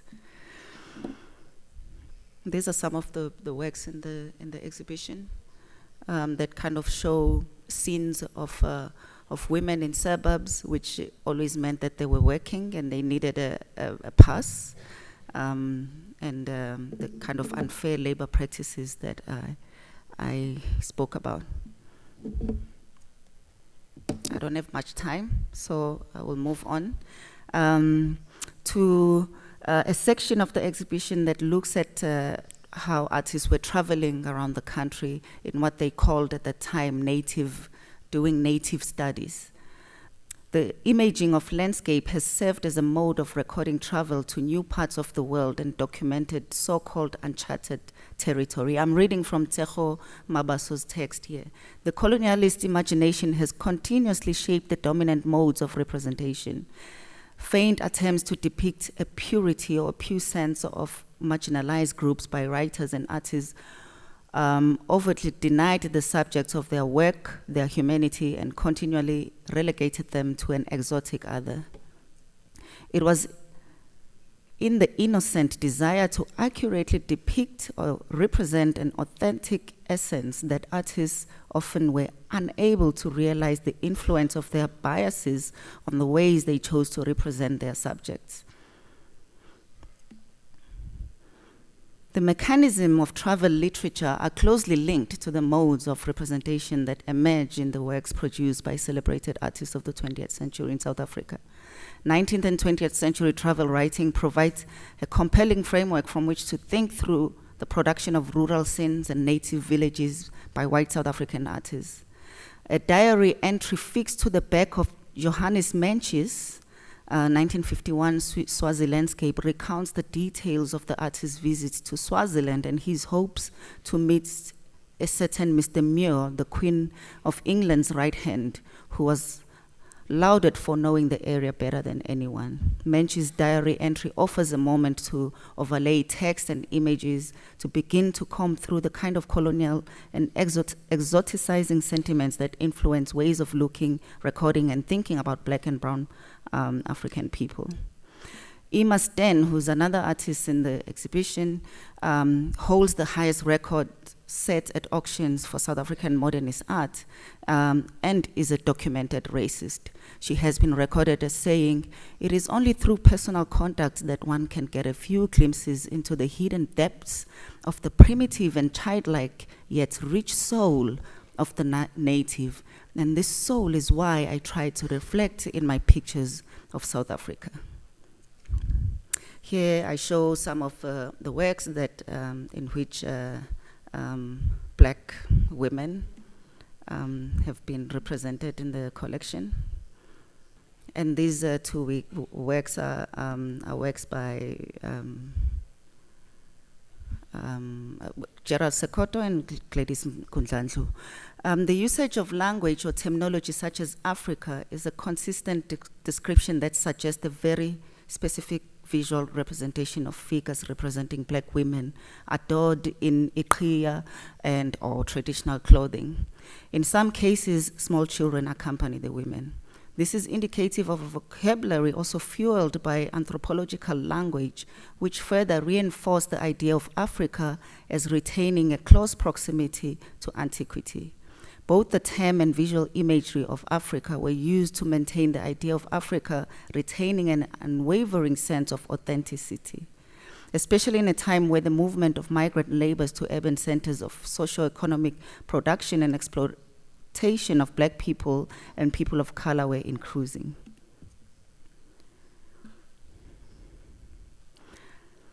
African, especially when one is already, sorry, I'm trying to speed up. This allows insights on how this specific terminology was circulating and seeping into the discourse of visual art at the time. What does it mean to label a figure who is depicted as a black woman or woman of color African, especially when one is already located within Africa? And what does it mean for the black modernist artists such as Gladys Mkundlandlu and Gerald Sekoto to also have adopted the same terminology? Mkundlandlu's African woman smoking a pipe is interesting in that the figure depicted is very specifically a woman dressed in Xhosa clothing, smoking tobacco from Ingawe. Sekoto's African mother and child visualizes this maternal presence with accompaniment with children, with what appears to be a basket on her head, backdrop on a portion of possibly vast landscape. Another of Sekoto's painting that utilizes this language, the portrait of an African woman, is a portrait of a black woman also wearing iqhiya. It is important to remember that most, if not all of these works were made for a particular audience, which may have included adopting a very self-essentializing vocabulary which influenced how the rest of the world, especially the art centers of Europe, regarded South Africa and Africa at large. And then lastly, here you see the space in the exhibition space. There's this structure which kind of where works that deal with houses or places of dwelling were exhibited. And this are the people who are on the inside, kind of painting idyllic kind of landscape, and then the people who are always on the outside.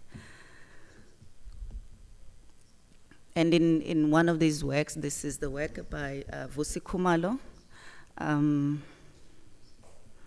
in which Tsecho Mabaso writes, "The notion of township and squatter camp is always inherently political.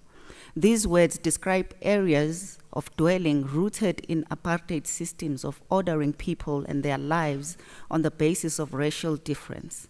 South Africa has continually faced gross inequality, poverty, and unemployment in the post-apartheid era. And as such, these socio-economical factors have had an impact on communities of all races to varying degrees.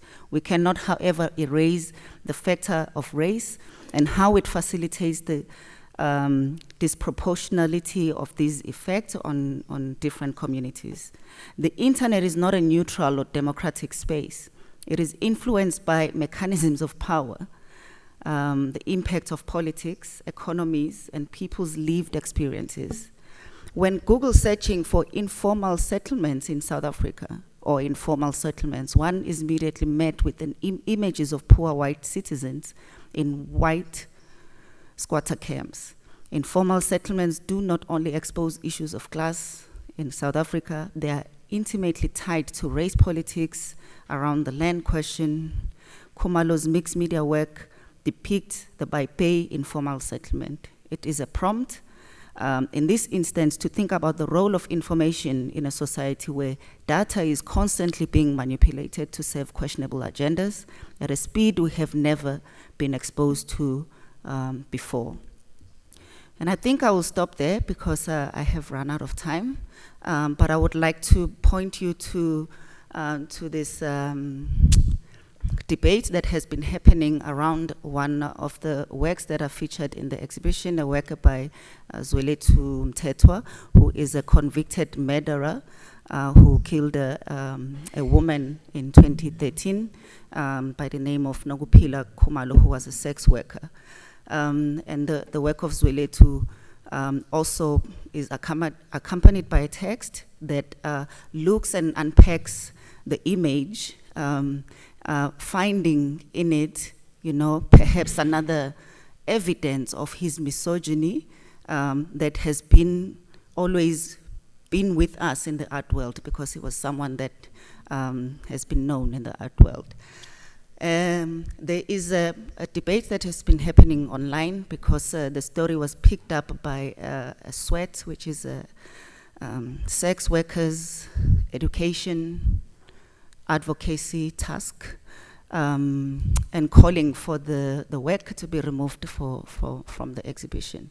And I do not want to center this conversation because it has been centered and has removed a lot from what the other works also do, or what we do with the other works in the exhibition. And so here I try to provide a context from which this work, which has now taken center stage, how it's choreographed within the exhibition. You can follow the debate. There is also links in this article, which is on C-End, on the letter from SWET, and also some statements from ourselves. And maybe we can talk about it later. Thank you.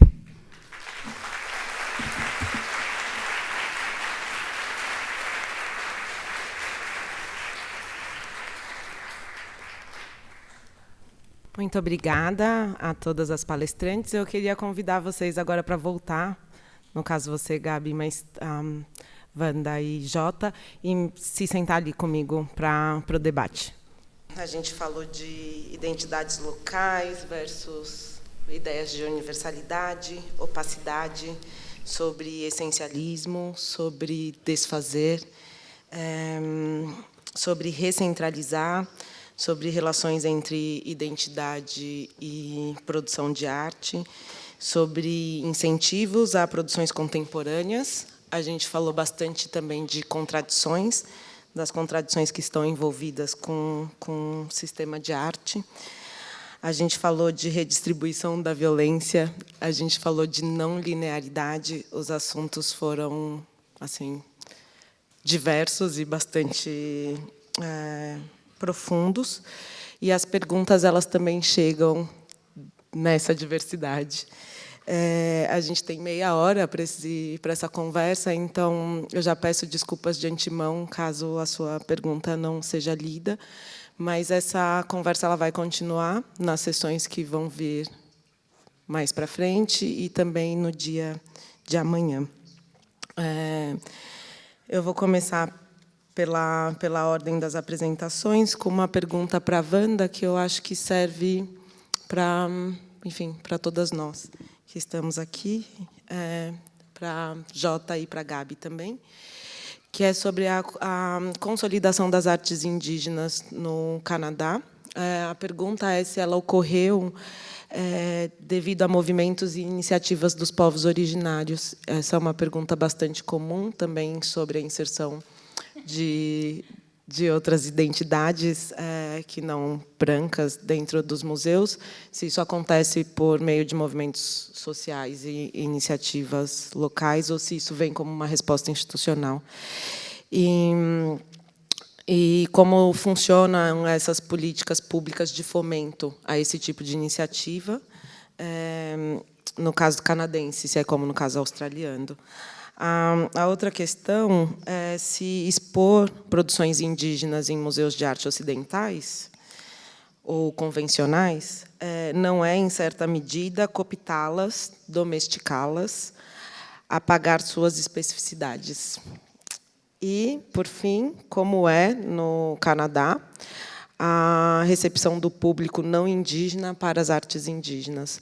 Elas são valorizadas no mercado, estão presentes nos principais museus, elas são estudadas. Daí eu repito que eu acho que essa é uma questão que foi feita especificamente para a Wanda, mas que está muito conectada à discussão como um todo. Okay, so just basically everything. Sorry, I'll take that off. It's creeping me out. Okay, so historically, we're thinking about late 1800s, mid or early 1800s, up to 1951. Majority of indigenous cultural practices were banned, which meant criminalized. So if people were to practice, they would be arrested. So during these arrests, all the belongings, we call them belongings, not objects, because they have spirit and they have life and they have a whole bunch of other stuff that museums don't care about. They would confiscate them, and that's what built majority of the museum collections around the world. Blah, blah, blah, blah, blah. Second period, 1980s, we get the repatriation movement. We get a lot of these things being returned. In order for them to be returned, majority of the communities in Canada had to build museums.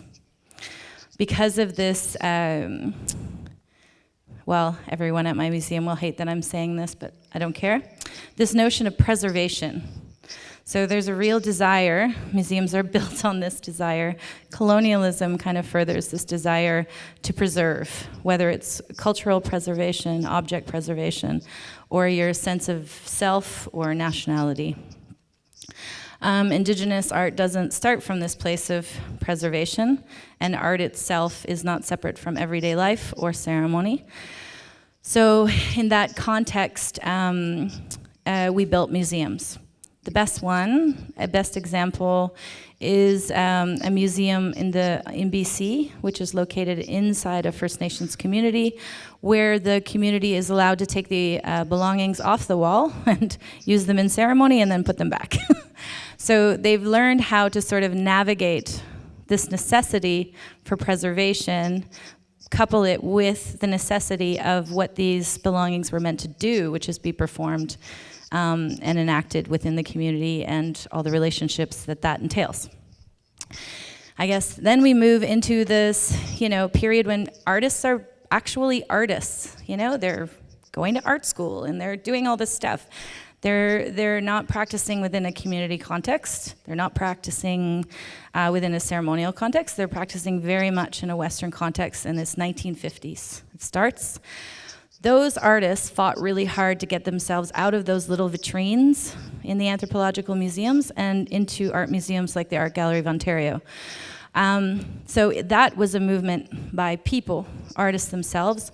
Any change in our system has happened actually from the activism of artists, and now my generation, curators, are all artists. We're all practicing artists, curators.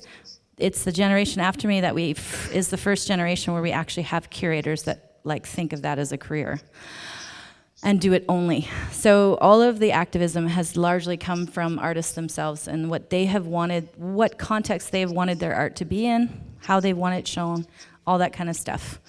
In the context of my work inside the museum, it's temporary.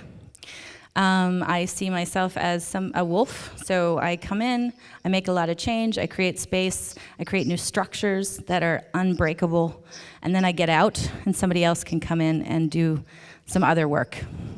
Because primarily my life exists on multiple planes, as does everyone's. So I very much understand the constraints in which I am working in. I can't remember all the questions, there were so many in there. Yeah, so the museum is not the driver of change at all. It's the artists. And the artwork itself, when it enters into the collection and audiences, that's a driver of change as well. If you can give it the right space to speak its own message in, and I'm not talking about like information or a kind of directness. Allow the work to do its work is sort of what I think we're doing.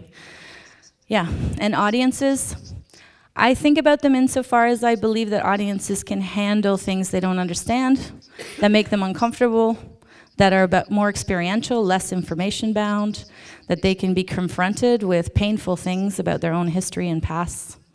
Yeah. Vocês querem comentar essa questão? Não? Tá. Tem uma outra pergunta daí para vocês três, que é como vocês lidam com a contradição de estar no sistema de arte ao mesmo tempo em que produzem críticas sobre eles, sobre esse mesmo sistema. E acho que isso também tem relação com uma questão que foi feita para a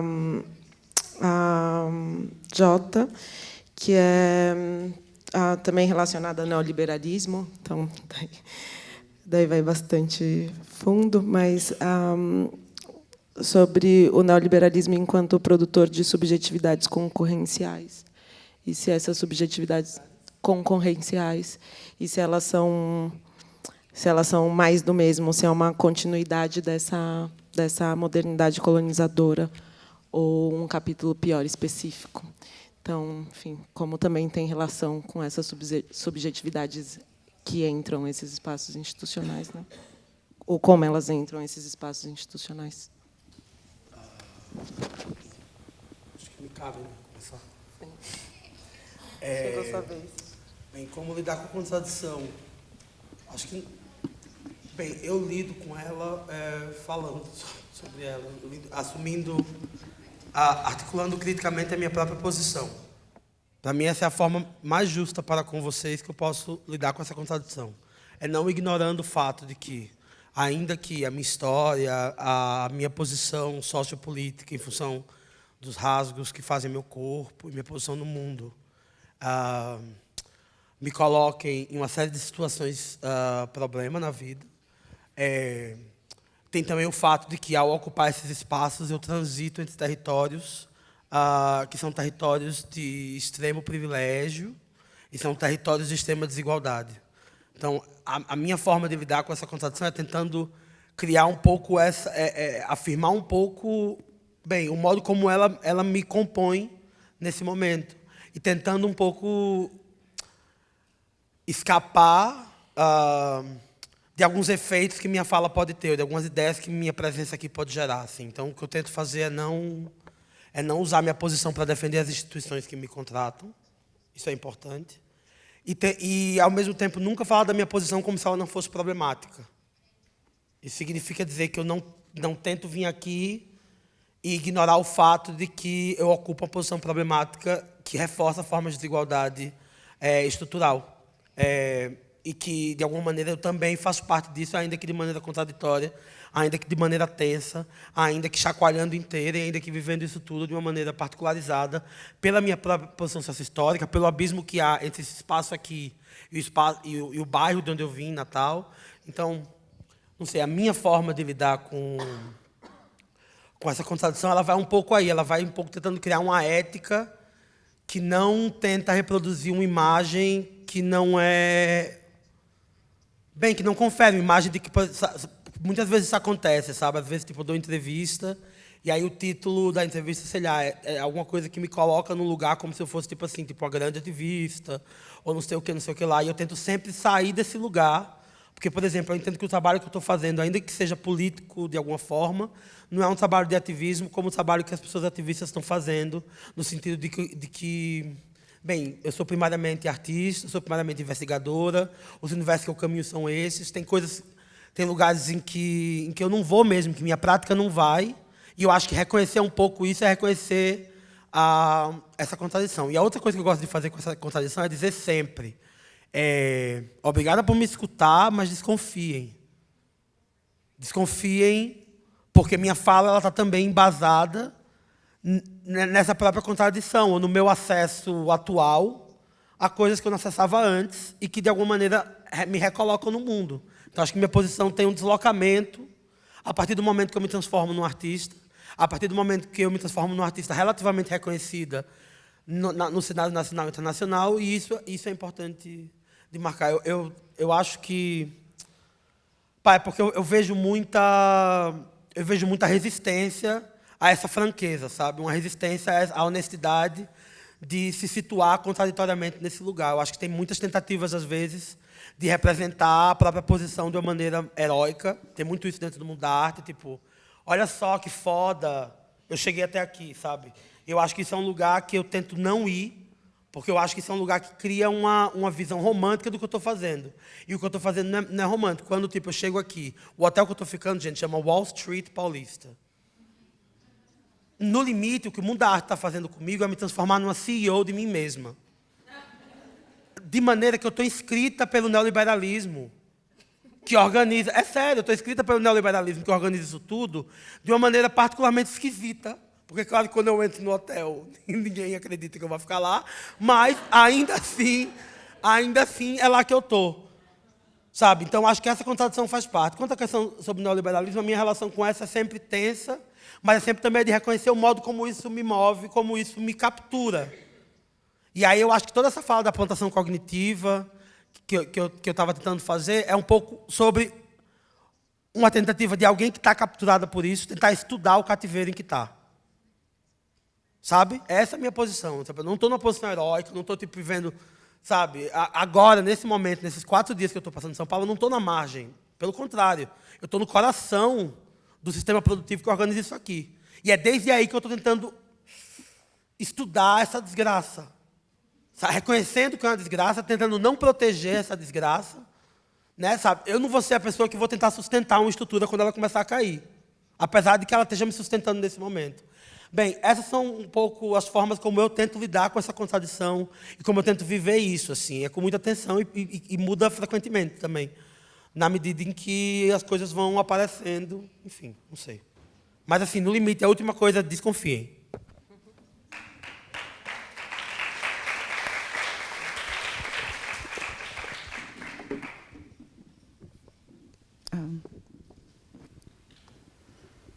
I don't know.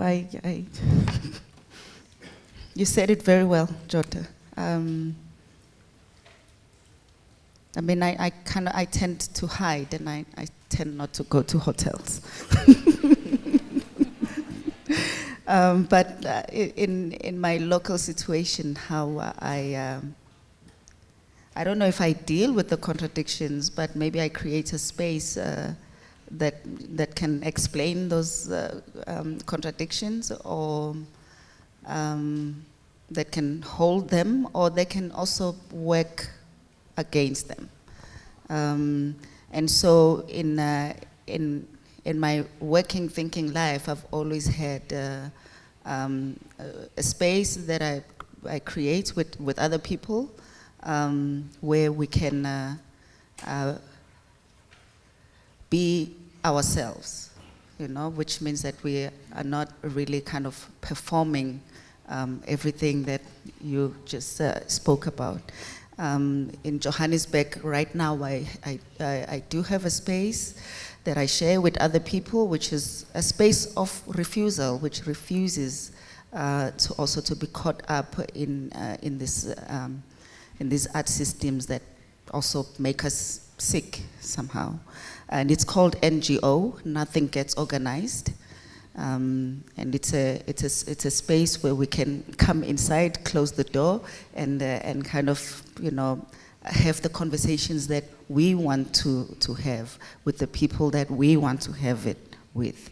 And I think these spaces are quite important because they're also the spaces of rehearsing, but rehearsing how we can go out there and not compromise ourselves too much so that we don't die, because I think everything that we try to do is always against dying, and also if we have to die, then we have to die in our own terms, and so these spaces that I always create, they're almost like a crutch, or an extra leg that kind of maybe corrects your movement, so that you can move upright as you move through these spaces, as you run through these spaces.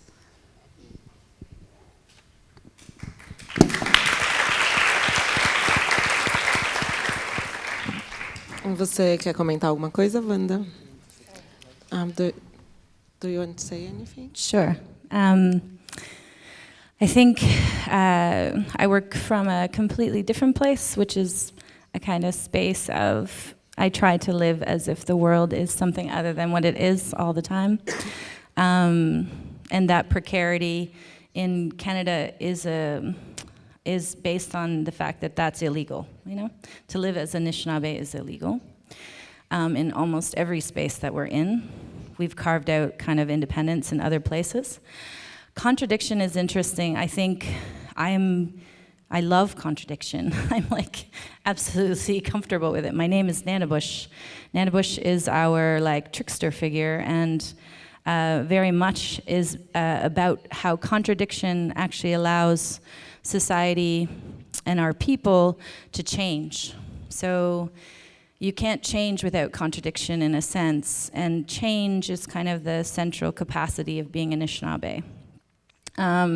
This idea of identity as sedimented, as fixed, and all that bullshit, that's colonial to me. Our ideas are about transformation and like, I don't know, we have many genders, we have so many different ways of thinking about the world that I want to manifest in the world. I don't want to sit there and think about what white people are writing and talking all the time. I'm trying to work in this way that manifests something that doesn't currently exist as real, which includes our lives, you know, on some fundamental level.